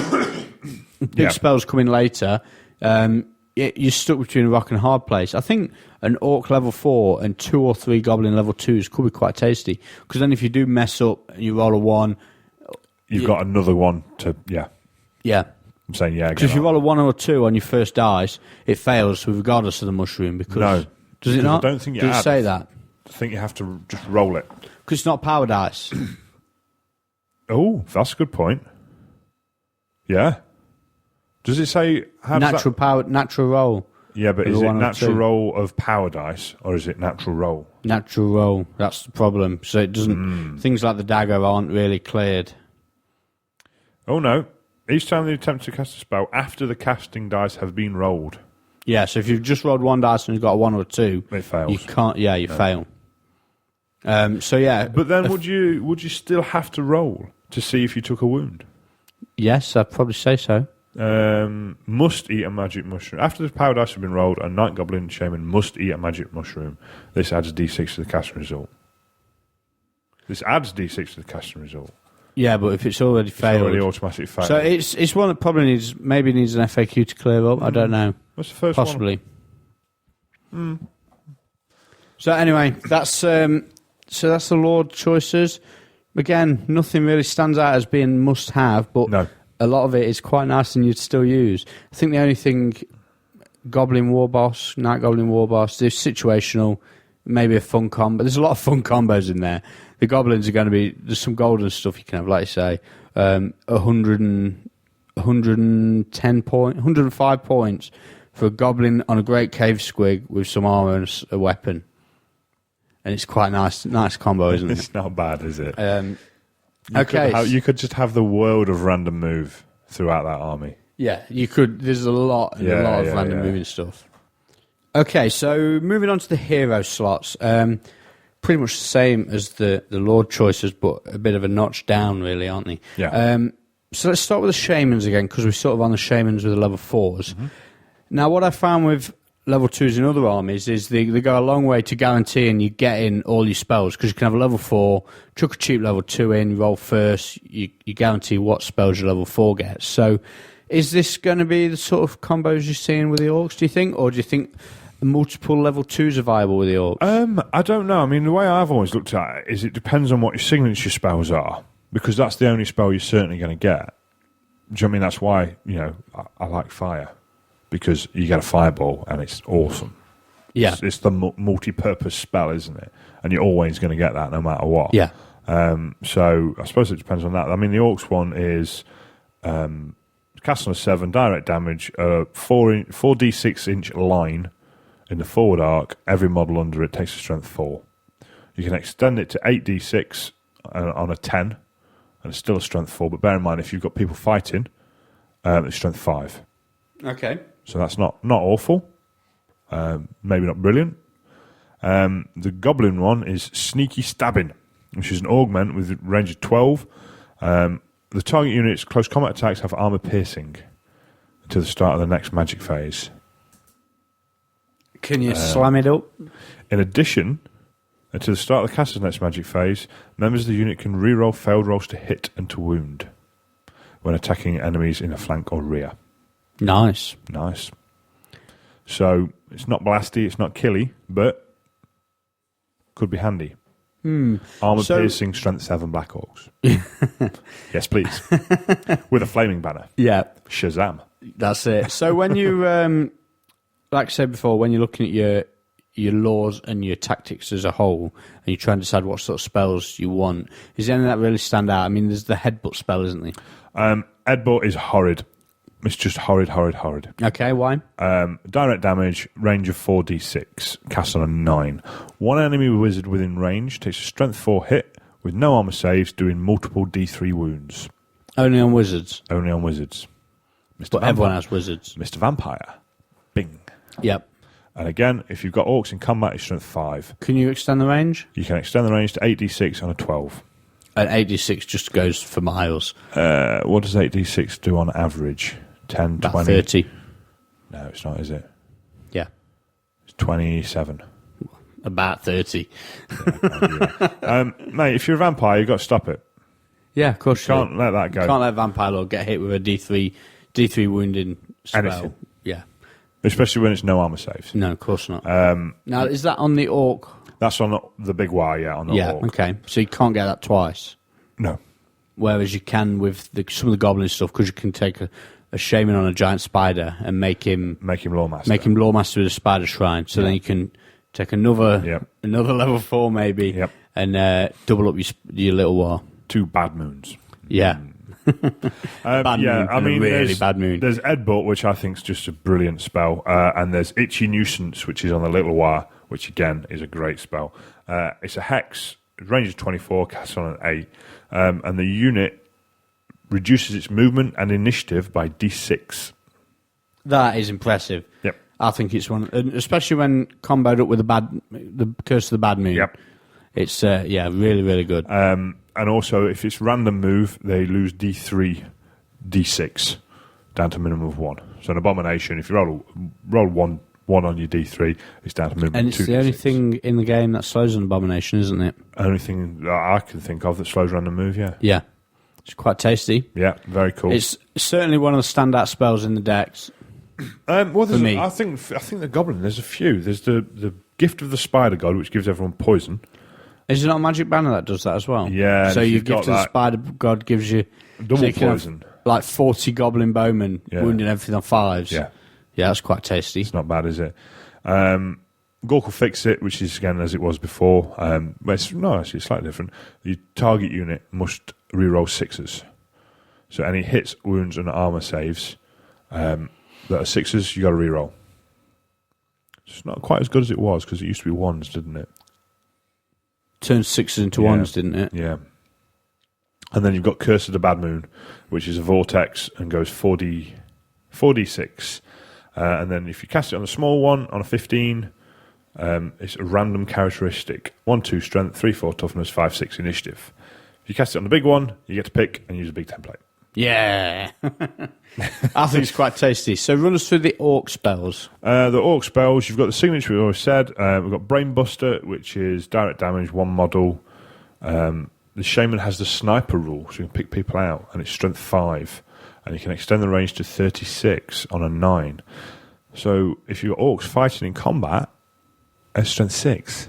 Yeah, 1 strength 6, blammo. At 36 and then you do range. So if you're picking on a wizard, Yeah. you can bang them for 1 and then bang them for D3. Yeah. And yeah, it's really, really good. Ooh. There's Fists of Gork, which now makes the Shaman a ninja. Cast on an 8, it gives the Shaman +3 attacks, +3 strength, and a 6-foot ward. So maybe there's some mileage in an orc, Savage Orc Shaman with a shrunken head in a Savage Orc unit. Because then you're going to be running him forward, casting spells which are mainly random distance spells or combat spells. Mainly short range as well, aren't A lot of short range stuff, so he wants to be in the thick of it anyway.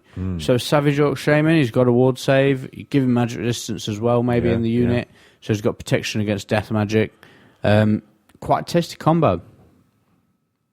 It's not a bad idea. No, not a bad idea at all. Sorry, carrying on. There's Hand of Gork, which is a teleport spell. It's an augment. You pick a unit within 24, and then you remove 1 model, and then you roll 3d6. And you place that 1 model down anywhere within 3d6 inches, any direction, any facing, and then you build the unit around it. Can you boost it up? You can to 5d6 on a 14. 5d6 inches on a 14. So again, you deploy 12 inches in, you move your orcs 8 inches forward, and then you teleport another 5d6. Again, on average, 17. Another 17 inches. So that's not right, is it? 5d3 yeah, is 10. Yeah, about 17, 18 inches. So all of a sudden, you're 50 Savage Orcs an inch away from your opponents in their deployment zone. Squig. You mangler squig. Or your fanatics. But you can't push them into a unit, can you? No, you stand behind them. Or right in front of them, yeah. And they shit themselves. Yeah. I like that spell. You like that spell? Yeah. Okay. And it's not the top one. No, there's Edbolt, which we spoke about. There's Here We Go, which is an augment. Range of 2d6 and targets all orc units of any kind, including the Shaman himself. Basically rerolls in combat. Yep. So, mate, Savage Orc Shaman. That's on an 11, though, which is quite higher than I thought it would be. But yeah, Savage Orc Shaman. In a big Savage Orc unit, all with rerolls, it's immense. Smash, smash, smash. Stick him on the end so that he affects the Black Orcs next to him. Yep. Yeah. And then there's good old Foot of Gork. Yeah, we love Foot of Gork. Which is, I've seen some debate on the Warhammer forum as well today regarding how you should align the template, because it's not round, it's a big foot shape. It's about the same size as the Fallen Giant template, if anyone's familiar with that. I don't see what the problem is. You put the fuck where you want. Yeah, why? What was the question? How should it be aligned? To get as many men as you can. Yeah.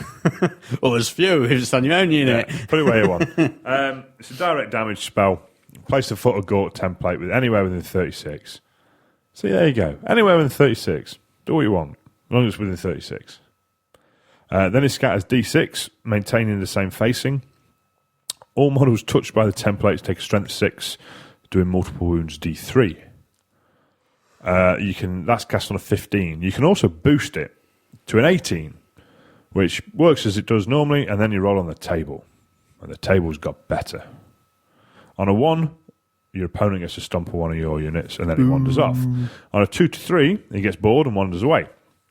On a 4 to 6 now, you're stomping another unit. Or the same one. Or the same one. And it's described here, when Gork wants something stomped, he stomps it. Nice. Yeah. You just imagine stomping an abomination or something, kick it. Oh, not killed it. Kick it again. Yeah. Oh, not killed it. So yeah, that's a really, really good spell. So, I mean, I don't know.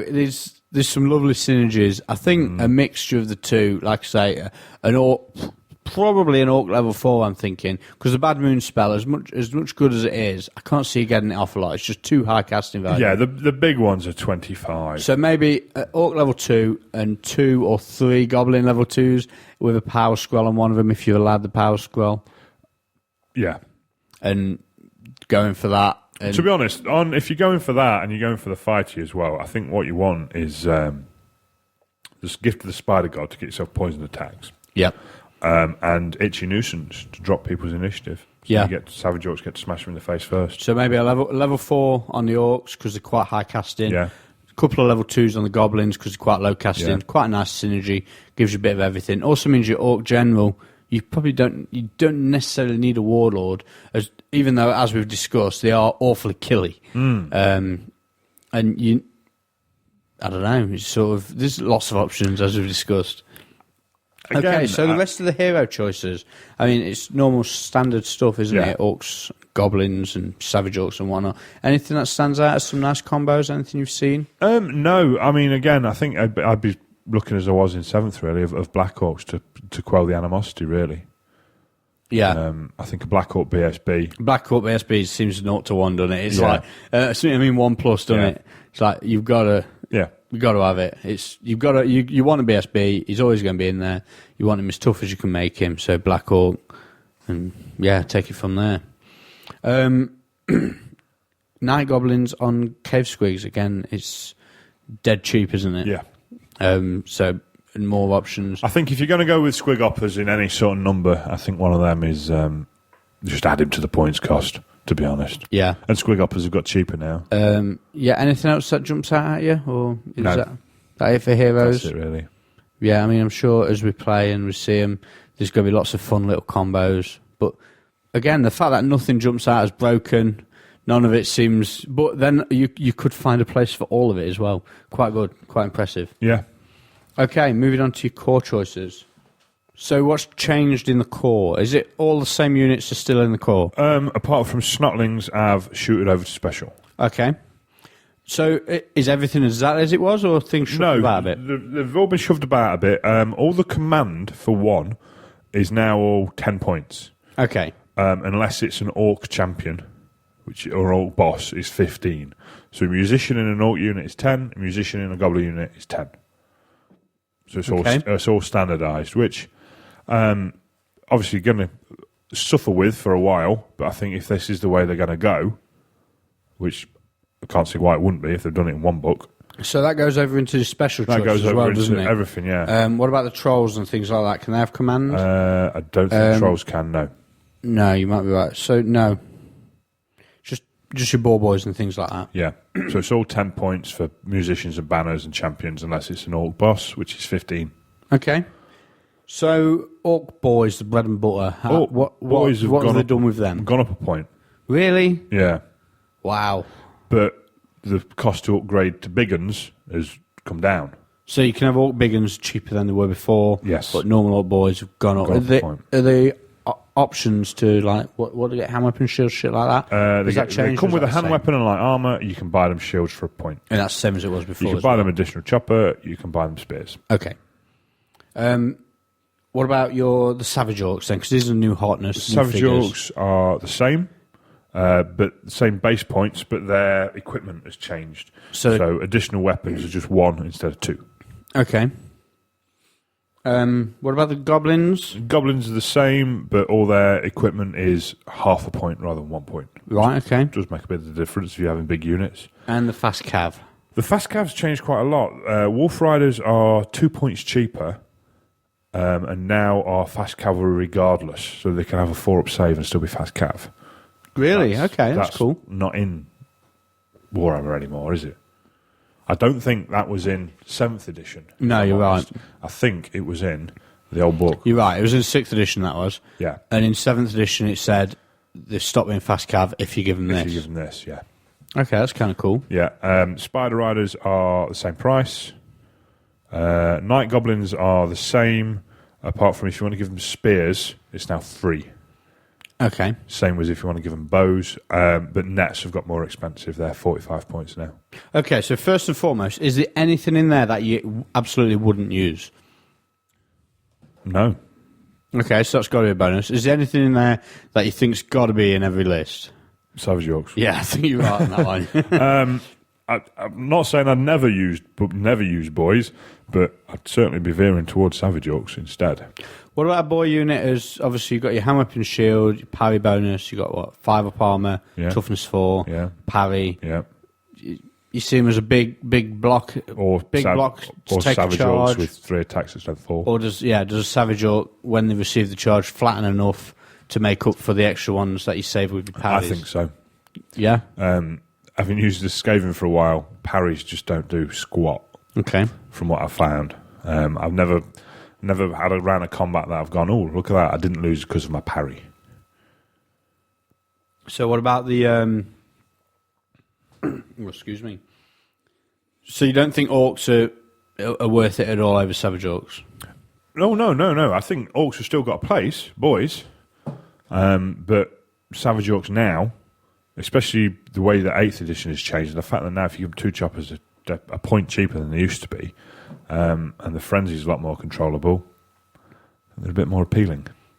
Definitely. Than they So used to talk be. to me about this big stabber or whatever it's Oh, called. yeah, of course. They get the big stabber, don't they? Now, the big stabber, I think you need 2 ranks in the unit to be able to make it work.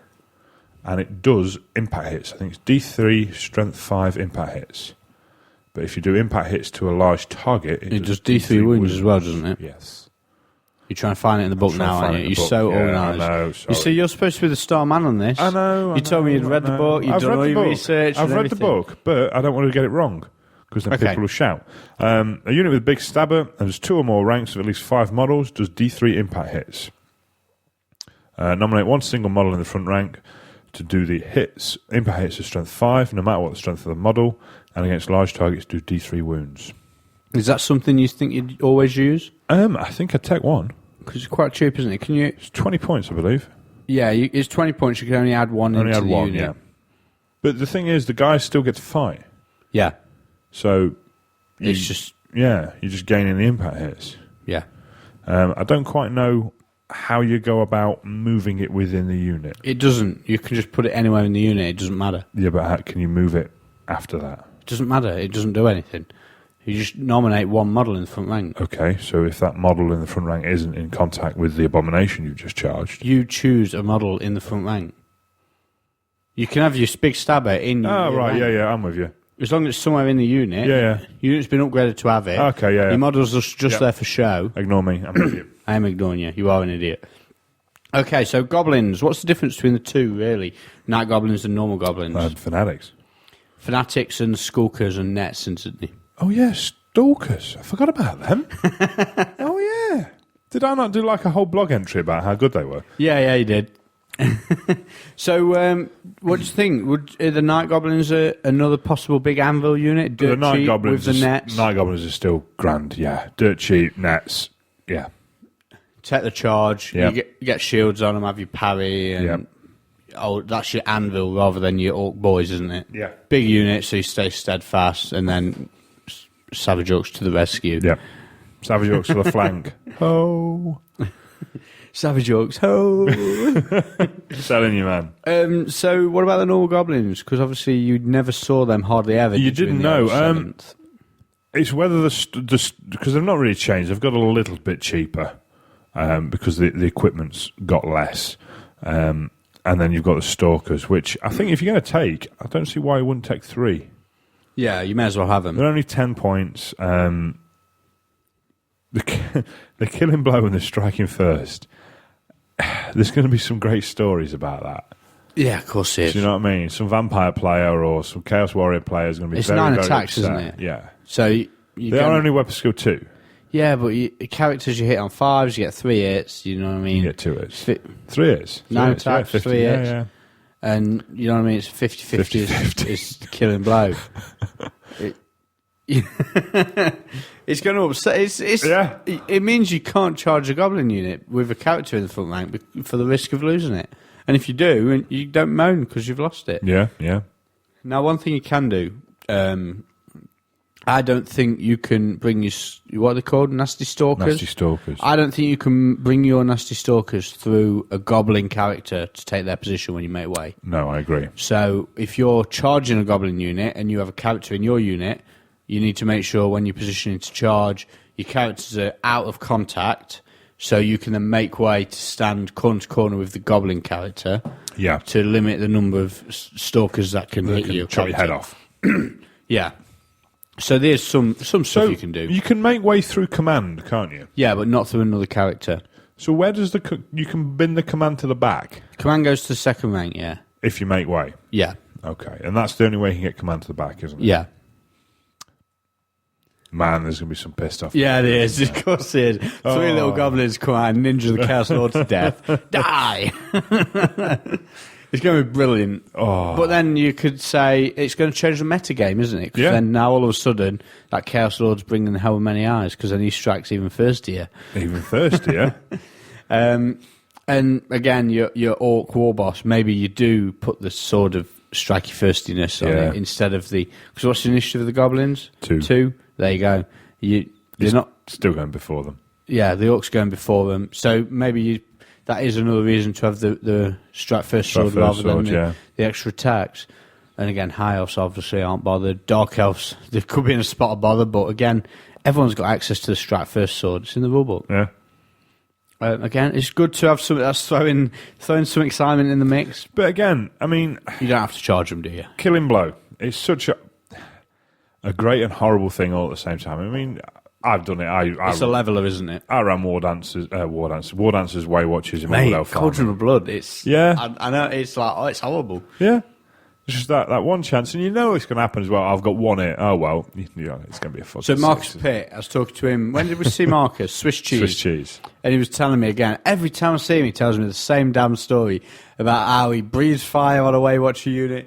He breathed fire onto his dragon, it took a panic test. He shot it, it took another panic test.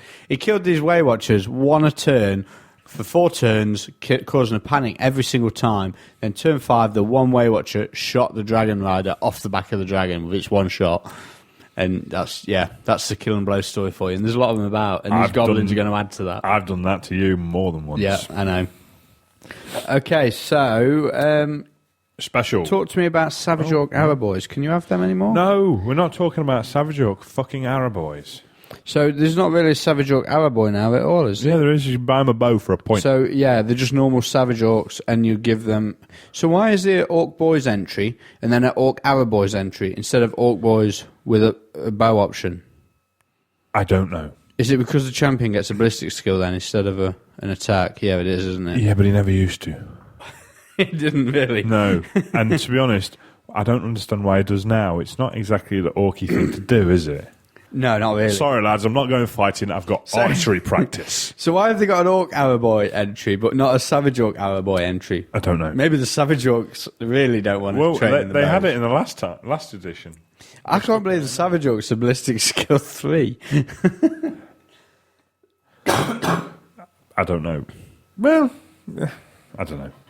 So do you see room for a big unit of Arrow Boys? No, Really? no. Why not? Just on general principle. What about Savage Orc Arrow Boys? No. Because you could have like a horde of Savage Orcs. They've all got frenzy anyway, so they get 2 attacks. You don't really need the 3rd attack, do you? You could have 40 Savage Orcs with bows. How many points are the bows? Point. 1 point. So you normally it's the same point as your extra hand weapon troops. Mm-hmm.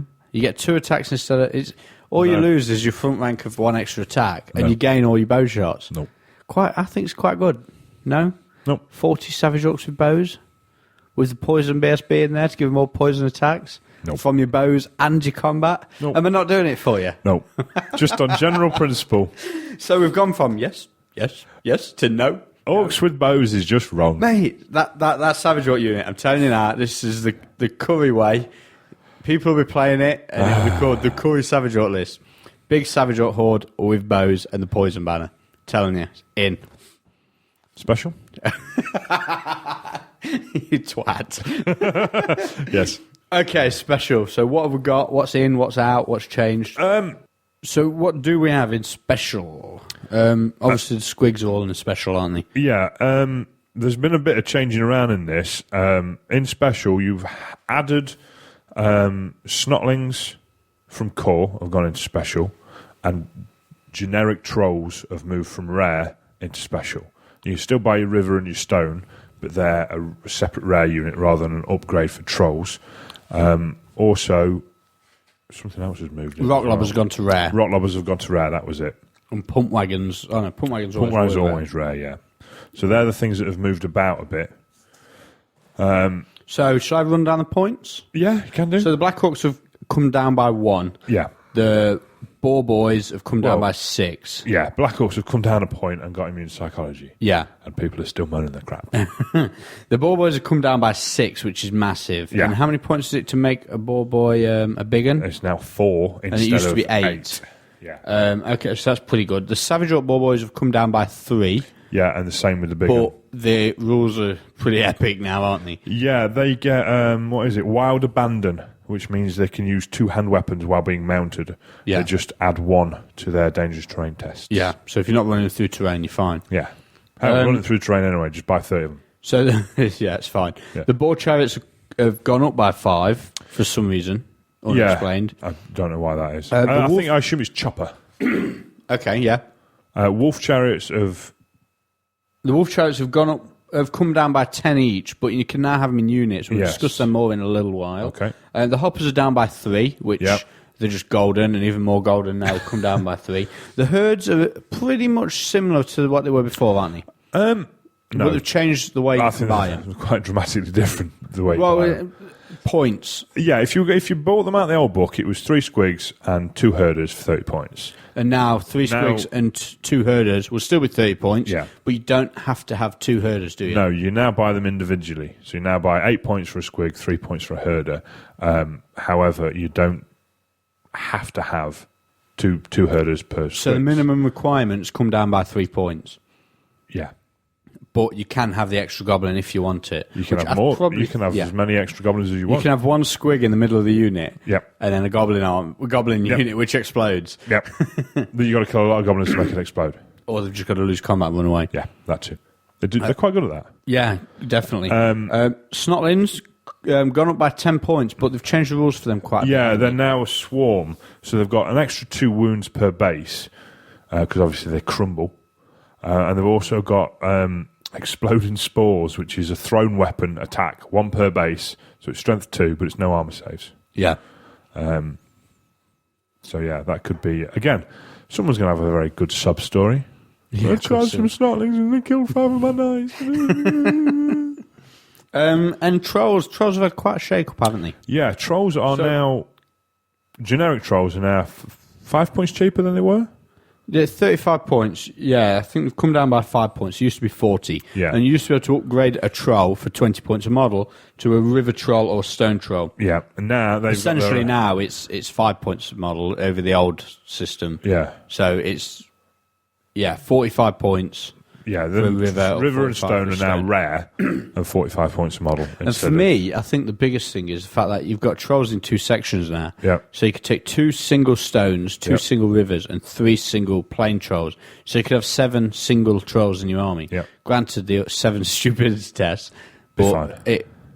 they're useful just as bumbling about and getting in the way of stuff. Absolutely Also, they are. likewise, how many points is a horde of 18 trolls? You know what I mean? Not a lot, is it? It's only like 600 points for 18 pukes. Yeah, Puke to the face. Yeah, pretty impressive. Okay, so that's the points changes. What about how do you think things are going to perform in the special slots? Let's start with them Wolf Chariots. What do you think? I'm not sure on that. That's a really different unit. Yeah, it is. To be honest with you, how many can you have and what the unit? You can have options? up to 3. You can buy them extra crew and extra wolves like you could before, and they just run around as a unit. Doing if there's 3 of them and they charge, they do 3d6 strength 5 impact hits. Is it strength 5? Yeah, strength 5. See, it's a very cheap throwaway unit. 150 points is it for 3 of them? Yeah, they're going to be devastating on a charge. Granted, everything is now steadfast, so it doesn't run away. But you go in, you decimate half the unit, and then let your orcs sort of wipe it up later on. Charge it with the spider. Yeah, charge it with the spider. Ooh. Is that the answer to And everything? they've also got scythe wheels. Scythe wheels as Yeah. well, so it's 3d6 plus 3. Yeah. And then if you put extra goblin and extra wolf, it's 9 wolf attacks and 9 goblin attacks, which, doesn't sound like much, but it'll all add up, won't it? Mm. Maybe there won't be much left around to be steadfast. Yeah, and they've got spears, so strength 4. Yeah. There's a lot of attacks going in, a hell of a lot. I mean, they're only initiative 2 on the What's goblins. the average roll? Average is 10, so it's 13 strength 5, Yep, plus 9 strength 4 from the goblins and 9 strength 3 from the wolves. yep. But then For the leadership 150 6, points. they've only got 3 wounds per chariot with a 5 up armour. You kill one chariot and they're going to be taking a test. Panic test, yeah. And I know you say, you've got your BSB and your general, but I Can't be don't everywhere. think they're going to be everywhere. No. I'm not sure. Again, it's a solid unit, but it's not going to be an automatic choice, and it's going to be stuff that you'll see them in an army and you'll worry about how to deal with it. Yeah, I think But then that you'll see the next army that won't include them, and you won't think, oh God, great, they've not got them Yeah, chariots. It's another middle of the road. It's good. I like it. Mm. Okay, the rest, the Black Orcs. Now, Black Orcs were pretty much your favourites in the last edition. Yep, Do still are. Savage Orcs now take that role? Nope. Why not? Why? Because they don't have any weapon they want. Okay. Anything else to add? Is that what it is? The Yeah. arm to the teeth Arm to makes the a huge teeth's difference. great, yeah. Why is that? It's so versatile. Okay. Basically, it doesn't matter what you're facing. If you're getting charged by something horrible, you whip your shields out. Do you know what I mean? If you charge something big and nasty, you get your strength 7 great weapons and bash it in the face. Yeah. And again, the chopper adding to that, adding to the great weapons is great, because before it was kind of tricky. You went, because I always ran the banner of butchery, an additional chopper, so you got 3 strength 5 per guy or 2 strength 6. Not really sure. Whereas now, 2 strength 5 or 1 strength 7. And also, if you're running a big unit of them, like 12 points a model, or 13 with points a shields. model, plus another, 100 points by the time you've got a magic banner in your command. Yeah. But you also, you can sort of decide, I'm going to pair them off against this unit in this game, meaning I'll go 5 wide with shields. Or next game, it might be I'll deploy them over here. They're going to be fighting them. They're going to be 10 wide with extra arm weapons. Also, as well, they are one of the only. I think there's them, and I think there's Orc Boy Biggins that can take a magic banner. Yeah. They're the only infantry that can, because Savage Orc Biggins on foot can't. So I think you'll have your +1 leadership banner in the Black Orcs, and you'll have your flaming banner on your Black Orc BSB, so Yeah. you can dive in your Savage Orc Bowman Horde. Yeah? No. Nearly got it Damn through, it, and damn you it, said yes. Yeah, I mean, again, I think a flaming banner, you want that somewhere, Yeah. because you're still going to struggle with fucking abominations. Horrible things. The Boar Boys, both types, can take magic banners without being upgraded to big uns. But again, So is that the spot for your flaming banner? A Savage Orc unit with spears, flaming, just to flatten or extra round weapon. We've had this discussion recently, haven't we? Spears versus extra round weapons. Yeah. Savage Orc cavalry. yeah. So you were firmly in the spear camp, wasn't you? Is that right? Yeah, but then now, because you can use your 2 hand weapons and you get +1 strength, so it's 3 attacks with strength 4. Ah, that was it. You were in the Or- chopper camp. I remember this discussion. So you were saying you'd take your extra round weapons because it's extra attacks. You're getting your chopper rule. I was saying you'd take your spears because you're not going to be using your Savage Orc cavalry Well, to no, 'cause counter in the old infantry. book, you didn't get choppers if you were on the ball. Yeah. So I think the way you'd want to run your Savage Orcs was with spears and use them to counter monsters and things like that, or other knight units, rather than running the multiple attacks and going and shredding infantry. Yeah, now you can, because you get the strength 5 Yeah. effectively on charge, unless they're strength 6 if they're big uns. Yeah. So yeah, there's no. You would do now, you wouldn't do before, I don't think. Okay. And again, relatively cheap. Yeah, Unit 5 puts out how many attacks? You know what I mean? Yeah. It's 15 attacks few. from the riders, 10 attacks, 5 attacks from the 5 attacks board. from the board, So yeah. it's 20 strength 5. If you got, 15 strength 4, 5 strength 5. It's a lot of attacks, isn't it, from 5 models? Not bad at all. And you got to deal with them. It's 18 points a man. Yeah. 18 points a model. It's dead cheap. Again, I think they're well worth it now. But it's Just fitting it units all of in, 5. isn't it? Oh, You're yeah, gonna have a of lot course of, it is, of course a lot it of is. stuff which is really worth it. But now you're not stuck on 4 choices. No, that is You know a what I big, mean? massive Yeah, help. Yeah. But I mean, still imagine you're going to be banging your head on the wall going, bloody, I've only got 1,200 points of special. Yeah. The Blackhawks are going to get chopped down. I've got 40 Blackhawks and I've got 35 Blackhawks. I could put some characters there. It'd be I've got like- 30 You'd be like me. I've got 17. 17 Blackhawks and the Goblin has to stand in there. Right, spear chuckers. They are the same points. Yeah, same points as before, but now they can misfire. Can't Now they? they can misfire, Which so- is good. No, it's not. You wouldn't take them out. No, I don't think so. No, not a chance. Not now they can misfire. If you roll a 1, you roll on the stone throw misfire chart. Not even So- 6 of them.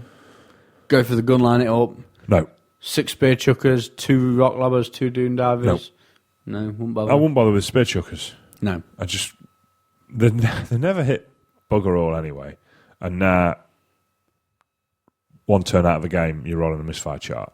So, assuming that you did take spear chuckers, would you put a bully in there? 10 points for an extra wound on your crew?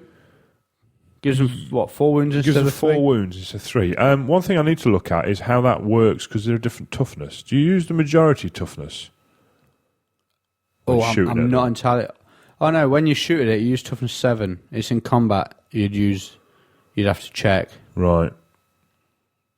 That obviously makes a difference. Again, I wouldn't take bolt throwers. No, okay. Just wouldn't. I think I'd take a bully and a rock lobber. Yeah, Yeah. fair enough. Again, I don't know if It's that's 10 points for an extra wound, isn't it? 10 points for an extra wound. I don't know what that does though now with size matters. Special rule up bully size. So he's got a size matters rule. Yeah, so he wouldn't panic. So that the unit wouldn't panic. The rock lobber wouldn't panic then from goblins. Yeah, So yeah, there you go. Still take it. definitely. Okay, so squig hoppers. Now we touched on this earlier. Yeah. I think the gold. I think you're Yep. gonna see a unit of 10 in every army. Yep. I also think I would love to see someone run the horde of 30 squig hoppers with some cave squigs in. I'd ask. Am I being stupid with this? Because I've I'd- talked about it a lot, haven't I? No, and I'd ask him to borrow a tenner because he's obviously flush. Yeah. Do you think it could work? Do you think it's a viable shock unit or not? Why wouldn't it? Just look at the stats. Is it too unreliable of the fact that it could bounce forward and fall short and then get charged? Again, you'd have to be putting a reroller guy in there. Or 2 in case he gets But cannoned. then even if it does get charged, so? You got a lot of men. Yeah, but it doesn't matter if he gets charged. He can't get cannonball, can he? You don't get a look at, sir. It's different. Is he? Are you sure? Is he No. not cavalry? No, not sure. Should we look? I thought he would be monstrous cavalry, and the unit is infantry. Oh, he's a monstrous beast. So you just shoot him. Boo. Yeah, and the squig hoppers are now cavalry. Oh, really? That makes no sense. Does that mean they get a 6-up armor save? I don't know. Or is that like 5th No. edition? I don't know. Okay, so yeah, squig hoppers, both agree, pretty good. Mate, they were great in the last book, in the last edition. They're still good in this edition, and in this book, they're 3 points cheaper. Still suffer animosity though, don't they? No, not the hoppers. Nope, That's no good. animosity.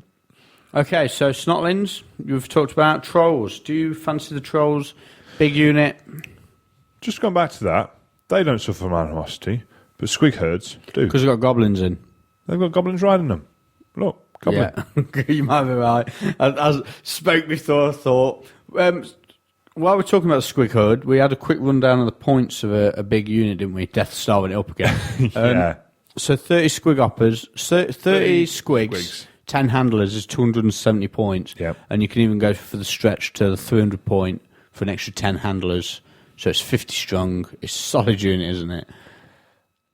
Yeah, that's quite frightening, isn't it? That's Yeah. only 300 points. Yeah. It'd do a lot of damage, that would. It would. Especially with your magic buffs dropping initiative, because the squigs are in initiative 3.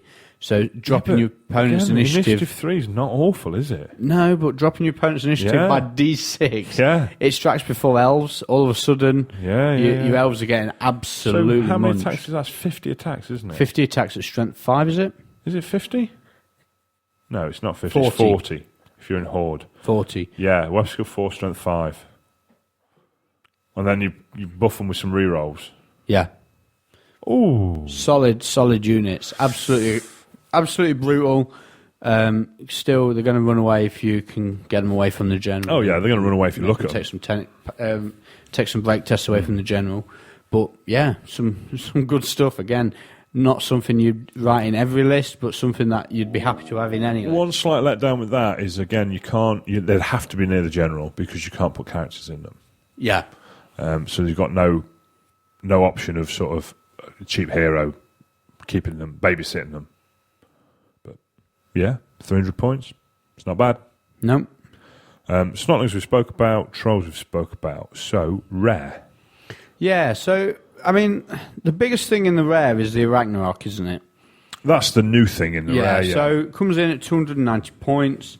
For 30 points, it can have a Flinger, and for 40 points, it can take a Catchweb Spider Shrine. And you can only take Spider Shrine if you're taking a Goblin on the back of it in your lore so choices. it becomes a mount. I like it, and I like the Flinger.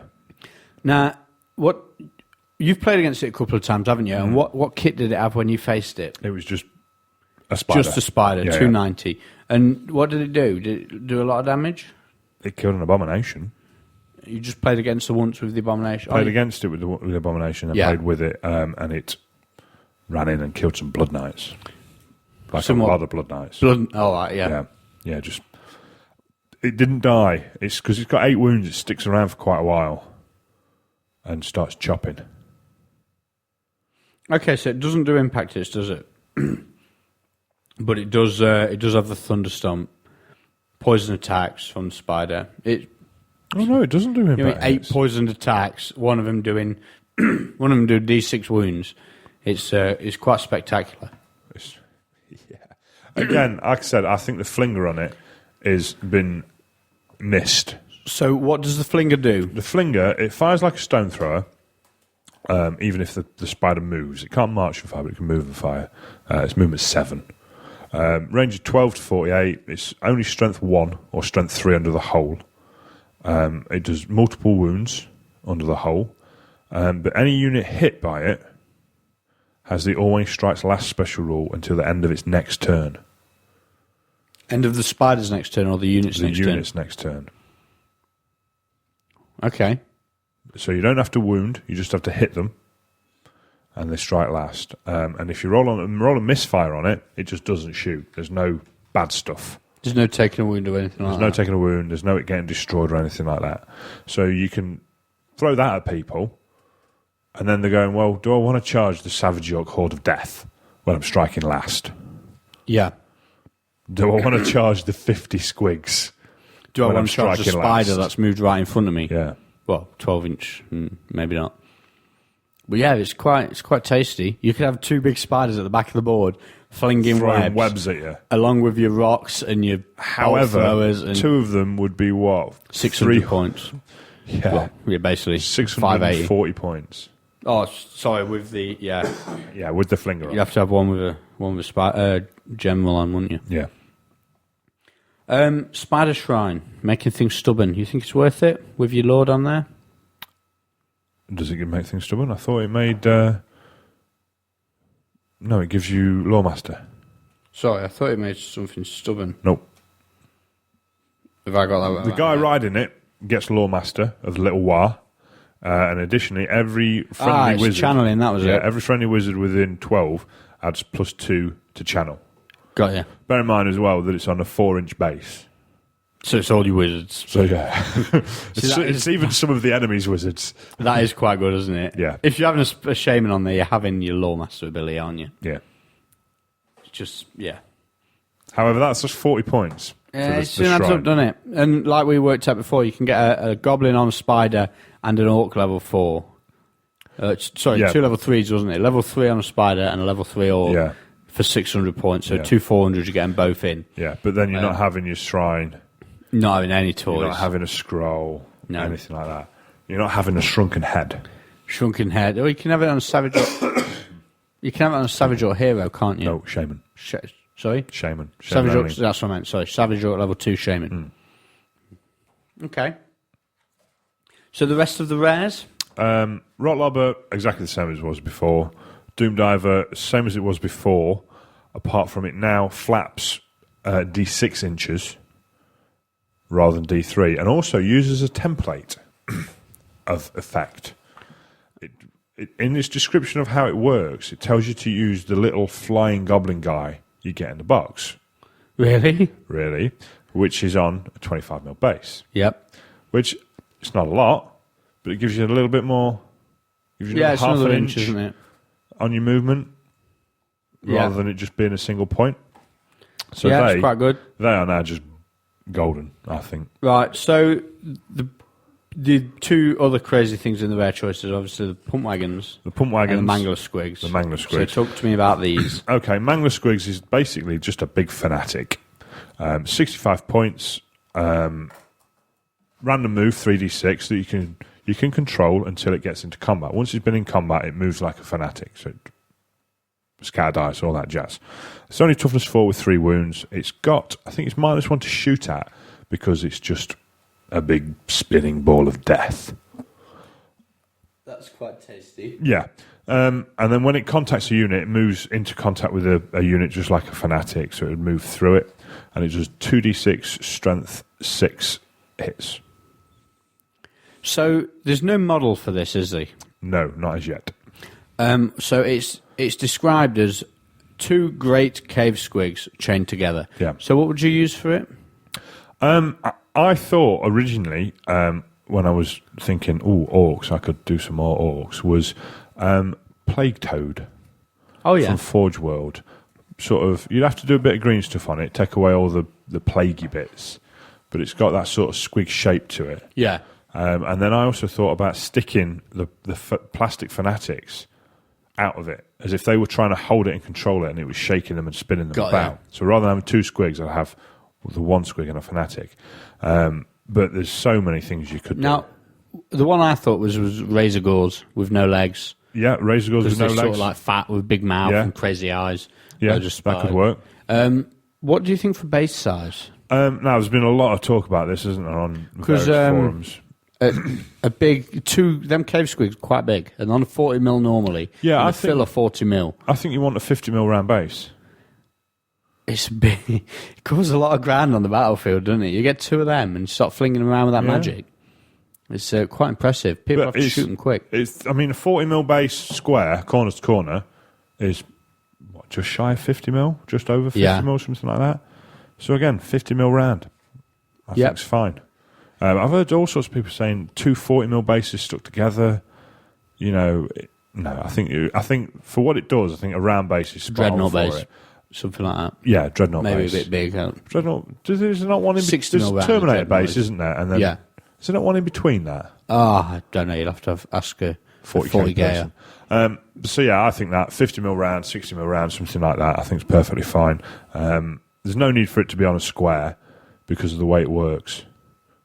Just like a fanatic does, it never needs to align. It never needs an arc.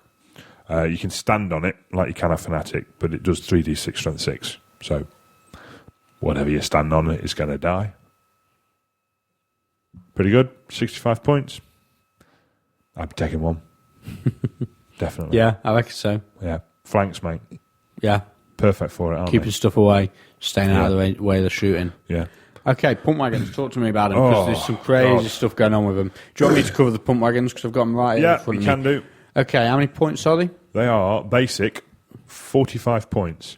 And we've got some upgrades, haven't we? So we've Yep. got Spiky Roller, which is how many points? 15. 15. And basically it gives you +1 strength to all your impact hits. You've got Outriggers, They're 10 points. and it makes them go a bit faster. So its movement is increased to 3d6 all the time. And obviously, if you want to pump harder, you can. So it's 4d6. Maybe we should describe what pump harder is.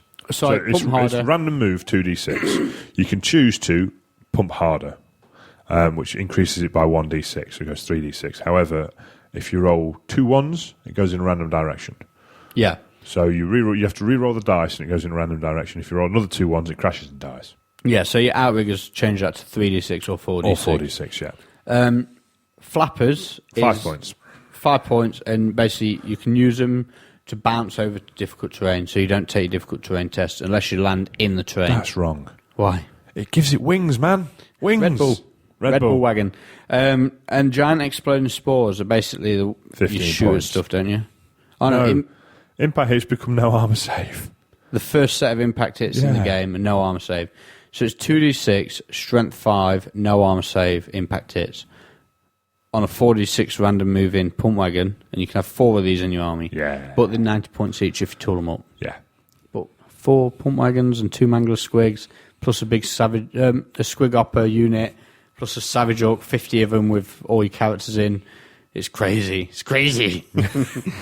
The world will end. Yeah. So, giant. That's about the last we've not. Oh, covered. yeah, the giant. The giant that got cheaper by 5 points. And worse because it could run away from snotlings. Yeah. You can give it war paint if you have at least 1 savage orc, shaman, or great shaman in your army for 20 points, and it gets a 6-foot ward. Bargain. Yeah. Bit of a fail, really, with that Do giant. you I think. see giants getting used when they're how many points? 200 now. 200 and the Arachnorocks 290. The giant is going to suffer from the exact same problem it's always suffered with. If you play an army with shooting, you just give your opponent your giant. Whereas the Ragnarok, for an extra 90 points, you've got an extra 3 wounds. An extra 2 wounds and some armor. And some armour, yeah. Yeah. So I just can't see them, unless people have really liked the giant model or have got some crazy conversions. Maybe a Savage Orc theme army with loads of Savage Orcs, Savage Orc giant. Which, Savage Orc, giving it war paint, it's a nice touch. But it's 6-foot ward. What does it do? Yeah, but it's just not. Again, it's a nice thing to have in the book. You don't need it in there. Yeah, but it's in there. I It's think nice. it should. I think they could have dropped its points by a substantial amount. If I'm honest. The problem is, it's in other books, isn't it? Is it in the Beastman book at higher Yeah. points? So Yeah, I agree. Probably, it's difficult, but they can do it. Okay, so that's basically a blow by blow of all the units. The only thing we've not really talked about is some magic items. So, do you want a quick rundown of them? yeah, it won't take long. Okay, there's only 8 of them called shiny stuff, which is kind of cool. How many 100-point ones? There are 3. 3 100-point Yep. items. Are There's- these end of the world, game breaking, killy death tours? Oh God, no. Oh, I failed. There's the battle axe of the last war, which is a magic weapon. You roll a d6 at the start of each round of combat, and you get that many attacks extra But your weapon skills reduced by the same amount. by that equal to a d3. If that Okay. makes sense. So if Yeah. you roll a 6, you get 6 extra attacks, but you minus 3 weapon skill. Yeah. So would you use it? No. Okay, so 7 magic items in the book. What's the next one? Well, I say no. I'd take it to the mall. No, you wouldn't. Yeah, I would. But in a normal tournament, no. Yeah. Okay, so 7 magic items in the book. What's the next one? Actually, this one's quite good. The Basher's Axe of Stunty Smashing. 50 points, another magic weapon. You get armor piercing, and you get +1 to both your attacks and your strength in close combat. And it's doubled if you're fighting a model from Warhammer Army's dwarfs. And in addition, you cause fear in dwarfs, which I think is quite a good bit of a smacker. So +1 attack, +1 strength, and armor piercing. and armor piercing. 50 points. I can't see it. I don't know.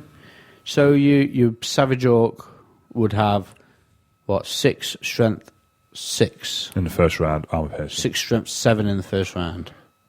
It's strength 5 anyway. Strength 5, strength 6, 6, strength 7. strength 7. Yeah.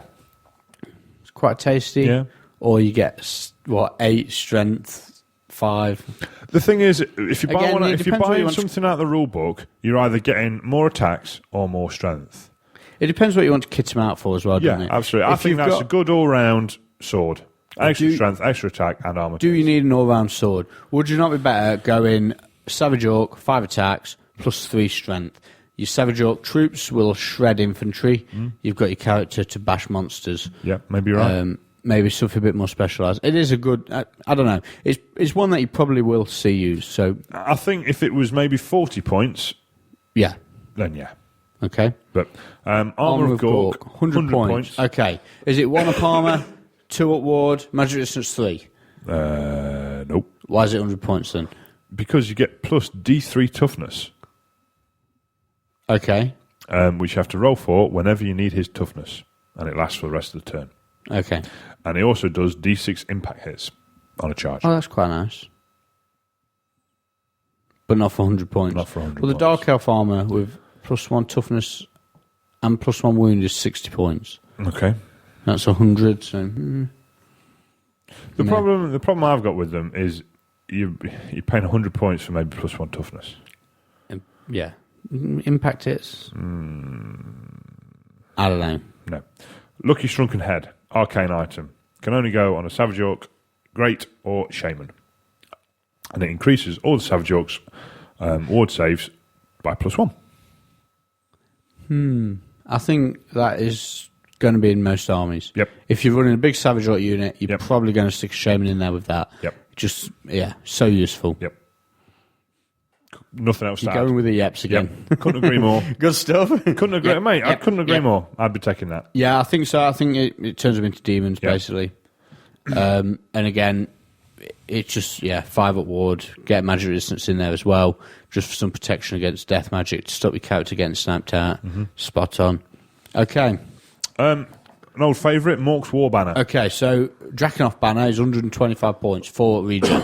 So surely this must be a 5 up regen. No, it's better than that. It's magic resistance D6. Fail. So magic resistance 3 is what? Even better. Banner of the World Dragon is 60 points, Something daft like that. 70 points, something like that. Immune to magic. Yeah. This is magic resistance D6. Again, roll first time you need it, lasts for the rest of that turn. Also, all magic items belonging to the enemy, any enemy models that are in contact, with the bearer, not even the unit. Oh, that's not even good. Get it off. Yeah. But you can make way. It could send BSB. Yeah, it stops magic items working, but No, fail. Get it gone. yeah. No. Back to the rule book. Again, you're paying 100 points for magic resistance 1. I'm so gutted that the magic items are all garbage because they could have done so much better. Yeah. So what else have we got? Yeah. The Spider Banner can only be taken by a Goblin Battle Standard Bearer, not a Night Goblin. It's very specific about that. And you get poison attacks. That's ruined my Savage Orc Death Star because you've got to have a goblin stood at the side. Yeah. Watch it. Go on, lads, you get them. And if you've already got poison attacks, it's a poison on a 5/6. That's quite good. Yeah. 85 points, though. I still stand by Savage Orc Bowman Death Star with a goblin stood at the side holding the hands. 85 points. Yeah, and you've got a spell that does the same. Okay. The Bad Moon Banner can only take it by Night Goblins, and they become stubborn. How many points? For 50, and they always count as being in soft cover. -1 to hit. Yeah, and any enemy models that charges the unit has to take dangerous terrain tests. So 50 points will get you 16. Yeah, 16 Night Goblins. Something like that, yeah. So let's say if you're going to run a big unit of Night Goblins anyway, adding 16 to them, you're probably going to be steadfast for a while, rather than taking that banner on BSB. Yeah, again, it's a nice banner. It does good stuff, apart from its Night Goblins only. Yeah. You know, which, don't get me wrong, Bad Moon Banner, yeah, it's a Night Goblin thing. It's always been in there, but again, unless you're taking a Goblin E-Army. It's a nice theme banner and that's it. Yeah. Maybe that's the way they're going. For the themey stuff, Possibly. adds a bit of character to the magic item list rather than actual power to it. Then it stays balanced, doesn't it? If the items are actually crap but just themey, they can't stop messing them up when the books come out unless all of a sudden they change their mind and go, let's crank this up a notch or two, and then the orcs are left behind. Yeah, maybe, but then also as well, I heard people talking about this read them talking about it on War Forum about, orcs, they don't really make magic items, they sort of steal them, so would they have that many, etc., etc., etc. The High Elves, when they get done, probably have more. Makes sense for them too. But Possibly, yeah, maybe. Hopefully. But hey-ho, we'll see. And last but not least, the School Wand of Kaloth. Yeah, the old classic. Garbage. You can only give it to a shaman to start with. Yeah. So you're looking at Savage So Shaman. it's a great shaman. So how many points is it? I'm going to get to that in a minute. I'm going to see if you can guess. And it's not even attacks anymore. It unleashes the curse at the start of on a single enemy model in base-to-base contact with the bearer at the start of the close combat phase. You have to take a leadership test or you die. One leadership test. One leadership test. But then It's you not- get your attacks as well, don't you? Yeah, then you attack as normal. So it's not even, if you give it to Savage Orc, he's got 4 attacks, you have to take 4 leadership tests. In addition, he also causes terror, but what does terror do nowadays, really? Not a lot, is Not it? a lot. Not when you got Spider in the army, causes terror. No, You not. don't- It's, You get terror elsewhere in the army. yeah, but You don't need to pay terror for is points not on a what wizard. it was. No. Not even close. And it's 75 points. 75 points. Wow. Don't get me wrong, you use it enough, you'll kill a Bloodthirster. But them other 100, Bloodthirster's them other gonna 100 eat- games... the Eat your Bloodthirster wizard eats- 400 times before Yeah. he gets... Yeah. Probably more than 400 times before he gets the Bloodthirster. Okay, so that's pretty much a rundown of what's in the book. I think we're going to go for another short break, and then we'll come back and just have a chat on our thoughts on the basic makeup of the book, the list in general, what sort of tricks and tactics you can pull from it, and yeah, we'll have a quick chat about that. Unseen Lurker is a new, exciting gaming magazine covering gaming, tactics, hobby, modelling, reviews, interviews, and even the occasional zebra. Each issue has a quarter of the magazine available for download so you can try before you buy. It's the first independent global magazine encompassing articles from generals and hobbyists all over the world. Every issue of Unseen Lurker, that's Lurker with an E, is packed with giveaways such as custom dice, t-shirts, as well as the Game of the Month as reviewed by our Unseen Lurker test dummies. For more information, check out unseenlurker.com. Okay, so that was a rundown of the book, what's in it, and a few thoughts on the units that you can take. A lot of reading from the pages. Yeah, basically, but I mean, it takes time to do an in-depth book review of drawing on experience, which no one's got at the moment because it's only been out a week or 2 weeks, isn't it? A week. Yeah, it came out the weekend. Yeah. So, I mean, we've played a few games. We've got an idea of how things work from a Theory Hammer perspective. Sure, we've got some stuff wrong. Sure, we've got some stuff on the money. Speaking of which, how do you see the army as a whole coming together, and what sort of things would you like to take in an army that you would use? I think I'd start with the blocks. I think I'd go Black Orcs to start with. I think that'd be the first thing on the list. Closely followed by Rotlobber Doomdiver, if I'm honest. What, 2 of each or 1 of each? Probably just 1 of each, because I think, again, or to be honest, normally build my armies around that sort of thing, because a lot of tournaments we go to tend to comp that, don't they? Okay. The double rares and that sort of thing. So you kind of just get used to using the 1, and then you're not hurt by it if you can't take the second. And then some core blocks, I think it'd be Savage Orcs, if I'm honest. Now, do you think you need to run your Savage Orc blocks in big numbers, or like 20s? Or I think you need big numbers anyway. When I used them at the GT, the Orcs, obviously before this book came out, I was using 34, but only using them 5 wide to make sure that they stuck. Yeah. Which, I mean, you can do even better now because you can get them deep and then you can support. Now, do Night Goblins with nets not do the same job? Stick for longer? Probably. Deeper? Probably, yeah. Because you wouldn't rely on your boys to do it without your general and BSB there, would you? No. So it's no different from twice as many Night Goblins. Yeah, no, absolutely. Absolutely. But then you could also... They've got better chance because the leadership 7 compared to 5 of being steadfast. Well, if your general's there, it's the same. They're both the same Yeah, leadership. but I mean, if your general's not, because I had 2 big units of boys and a big unit of Night Goblins, so they can't, they can't be everywhere. But yeah. Again, like I say, stuff holding things up. Now you've got the spider to slam into things. The cavalry, again, just 5-man cavalry units that are a lot cheaper and aren't taking up your special slots. Well worth it. See, you could have like six Savage Orcs with spears, 3 wide, so they're dead narrow. You can get them, you know what I mean? Night Goblins take a charge, your Savage Orcs go in. Yeah. You're still getting 9 attacks with spears at strength 5 or pretty nasty. Yeah. And you now have frontage means you're maximising the attacks that you can get. Compared to what you get back. Yeah. Yeah. I think for small sort of diverter units, again, the fast cavalry has all got cheaper. Yep. I mean, you've got a lot of options for your diverters. Oh, yeah, yeah. I mean, to be honest, trolls. I think you'd be looking at Wolf Riders now because they've got even more cheaper. And the fact that you can give them a 4-up armor save as well. Okay. The spiders are nice. The spiders got this, obviously got the poison, and they can also assault buildings, which is kind of funky. Even the mounts can fight in the building. Yeah. Because they can squeeze through little cracks like spiders and stuff. It's a bit weird. But yeah, so you get extra poison attacks when you assault a building. Do you, the wolf chariots we talked about earlier, do you see a place for them or not? Because, like we say, you've got your big blocks to hold stuff up. Yeah. A Savage Orc unit, which, as much as it can go on the offensive and decimate stuff, it can also take a charge and hold the combat just by the sheer amount of damage it puts back. You've got your Night Goblins, your Orcs to hold the charge. And then when the counter charge comes, the chariots are awfully wide, aren't they? Yeah, but again, you can only if you just get one in. Yeah, but it's a choice of getting one chariot in or one spider in, corner to corner. Your chariots need to be maximising your... But the chariots are half the points. You have 2 units.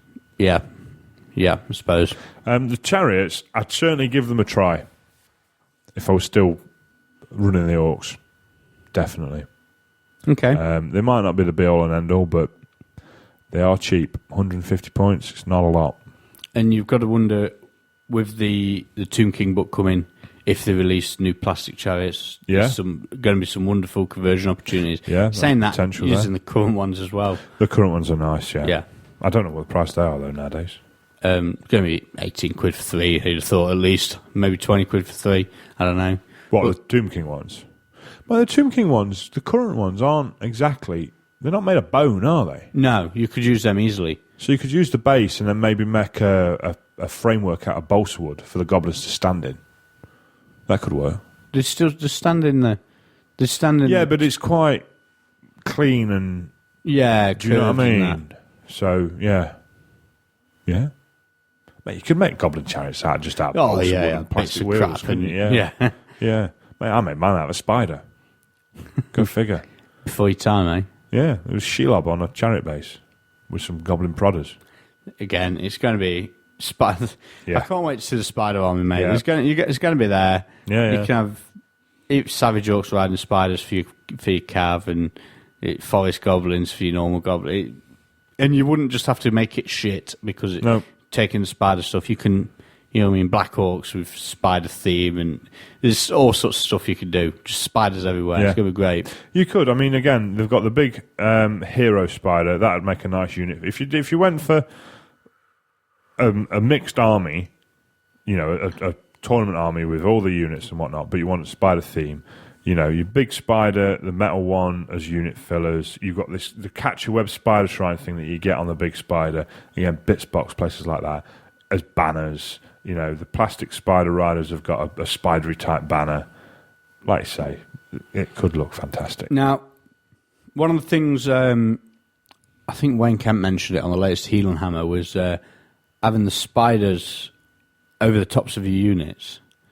So your big spider, so your unit, your regiment is the whole base of the spider, and he's sort of towering over. So all your orcs have got big spider units scurrying over the top of him. How cool would that look? Every block you've got's got a giant spider in it. Again, it's money bags, isn't it? But could you imagine your eyes are lighting up at the thought of that? You know what? That would work really well for goblins. Goblin army, because it'd fit under there nicely. Yeah.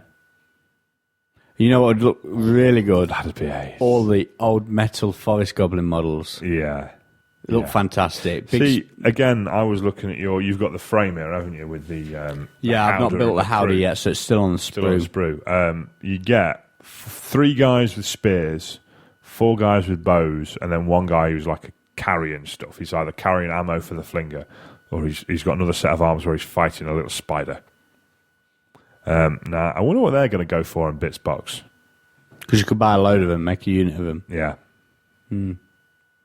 Mate, there's endless options. I think it's a fantastic book. certainly a good step forward for the future of things to come in 8th edition. Yeah, definitely. I am impressed that we've gone through the whole list, and I think the only entry in there which you wouldn't really take is Snotlings. The rest of it, I can't see you not taking it. I can't see it. Did we say we wouldn't take Snotlings? Was there a reason for that? Because the swarm mechanic in the current edition just doesn't work. It's just not good enough. 30 points, you get 3 bases for 90 points.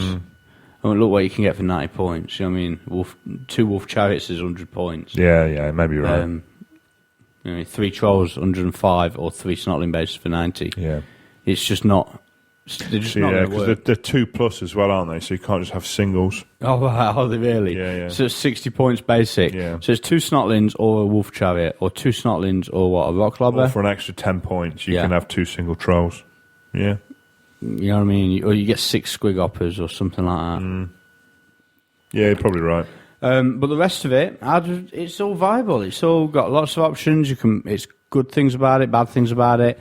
But there's nothing else that you'd say, Bolt throws. I'll never take that. Mate, the 35 points for a single shot, which does D3 wounds. There's still not a... What do you shoot? Big stuff. Like? Spiders. It's got 8 wounds. It bounces off it. That's why you need to soften it up. Anything... Yeah, from playing the few games I played with 8th edition with the... Well, it's more than a few games, actually. I found they did nothing because you weren't seeing dragons more than anything. Yeah, okay. Do you know what I mean? You shoot it at 40 Graveguard. Big woo. Yeah, you miss. Do you know what I mean? Second one, it kills 1. Or they both hit and they both kill 4. Yeah. Oh no, there's 22 still walking at me. Okay, and maybe you're right with the bolt throwers. I just didn't rate them. And now that they're misfiring, even less so. Okay, yep. So 2 entries in the whole list. And there's a lot of units. It's not like an Alpha Army where there's only 5 units. Shall we have a look at how many there are? Dead air while Ben counts. So he's running out of fingers, getting his shoes and socks off. There's a lot. Such a cock, isn't he? Come on, dude. There's 25 units. And then plus 12 characters, is it? Not counting specials? No, more than 12. Jesus, man. 26 heroes. 26. So that's including special characters. 51 entries. Yeah. That's a lot. Not counting mounts. Not counting mounts. Yeah. Wow. That's it. I don't think there's anything else like that. I've not seen one. The orcs have always had a a bucket of crap. It's because the options on the bucket of crap. That's the thing, though, it's not crap. No. It was never crap. Really good book, for my opinion. I think it's a big thumbs up from the Bad Dice crew. Yeah. Mate, also as well, you can't, unless you've seen it, you can't underestimate the quality of it. And the people that are moaning that it's heavy and etc., dude, they just hate Games Workshop and you should stop playing. Just go and look at it. Go and hold it in your hands. And again, we've got the 6th edition book and we've got the 7th edition book. Yes, it's like 8th edition book. Sorry, yeah, it's slightly heavier, but you're carrying around a rule book, you're carrying around a notepad, you're carrying around an army case. It's nothing, and it's beautiful. Such a nice book. So that about wraps up our Orcs and Goblin review. What we're going to do probably is 6 months, maybe a year. Mm-hmm. We'll get some accomplished Orcs and Goblin generals on. Come and tell us how we're doing and how many things we've got wrong. That might even be me. Predictions. Do you think Orcs and Goblins will win a 2-day tournament in the UK this year? Yes. Yes? Yeah. You think they'll win more than one? I don't mean the phone schools. Do you? The rat. The young buds thrown to schools, yeah. That one. I'd love to see it. I really would. I don't think that they're not, a demon, a vampire, a Skaven, but I don't think they're down the bottom end anymore. Okay, let's think of it a different way, and this is a true scale of the power army. Do you think more than half the teams will take it to the ETC? Oh, that's a good question. That is a good question. And that is the true test of how powerful it is. Yes, I think they will. You think more than 50% at the ETC? I don't, and it'll be interesting to see who's right. So, okay, that's Again, that. this is, we've not had a massive look at it. We've played a few games, but yeah, I think so. I think they're solid. I think the fact that you can get an army that's effectively immune to psychology. With 5 war machines and max Yeah. magic and shooting, Savage Orcs with bows.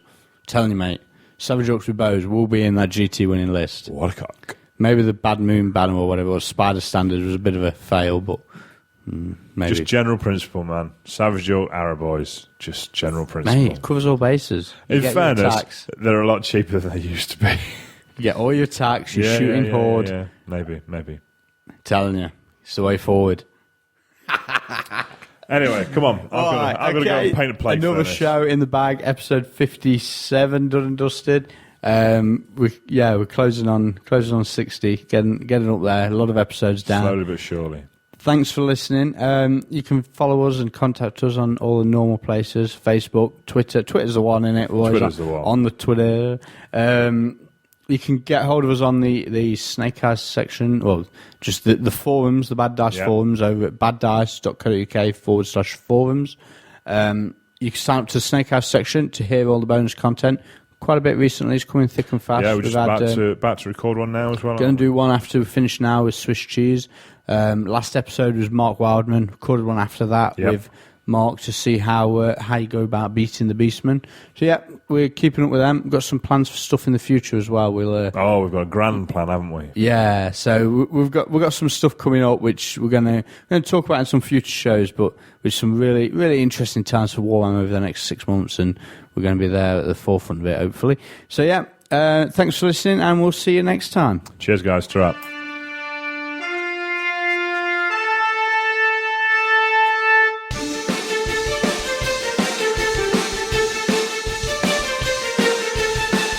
The preceding podcast was brought to you by Ben and Ben Productions.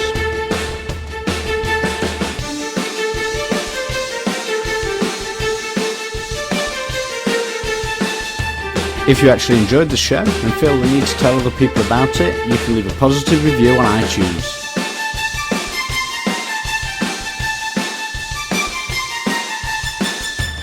You can contact both your hosts at thebens@baddice.co.uk, or you can contact us individually on Ben Curry at baddice.co.uk or Ben Johnson at baddice.co.uk.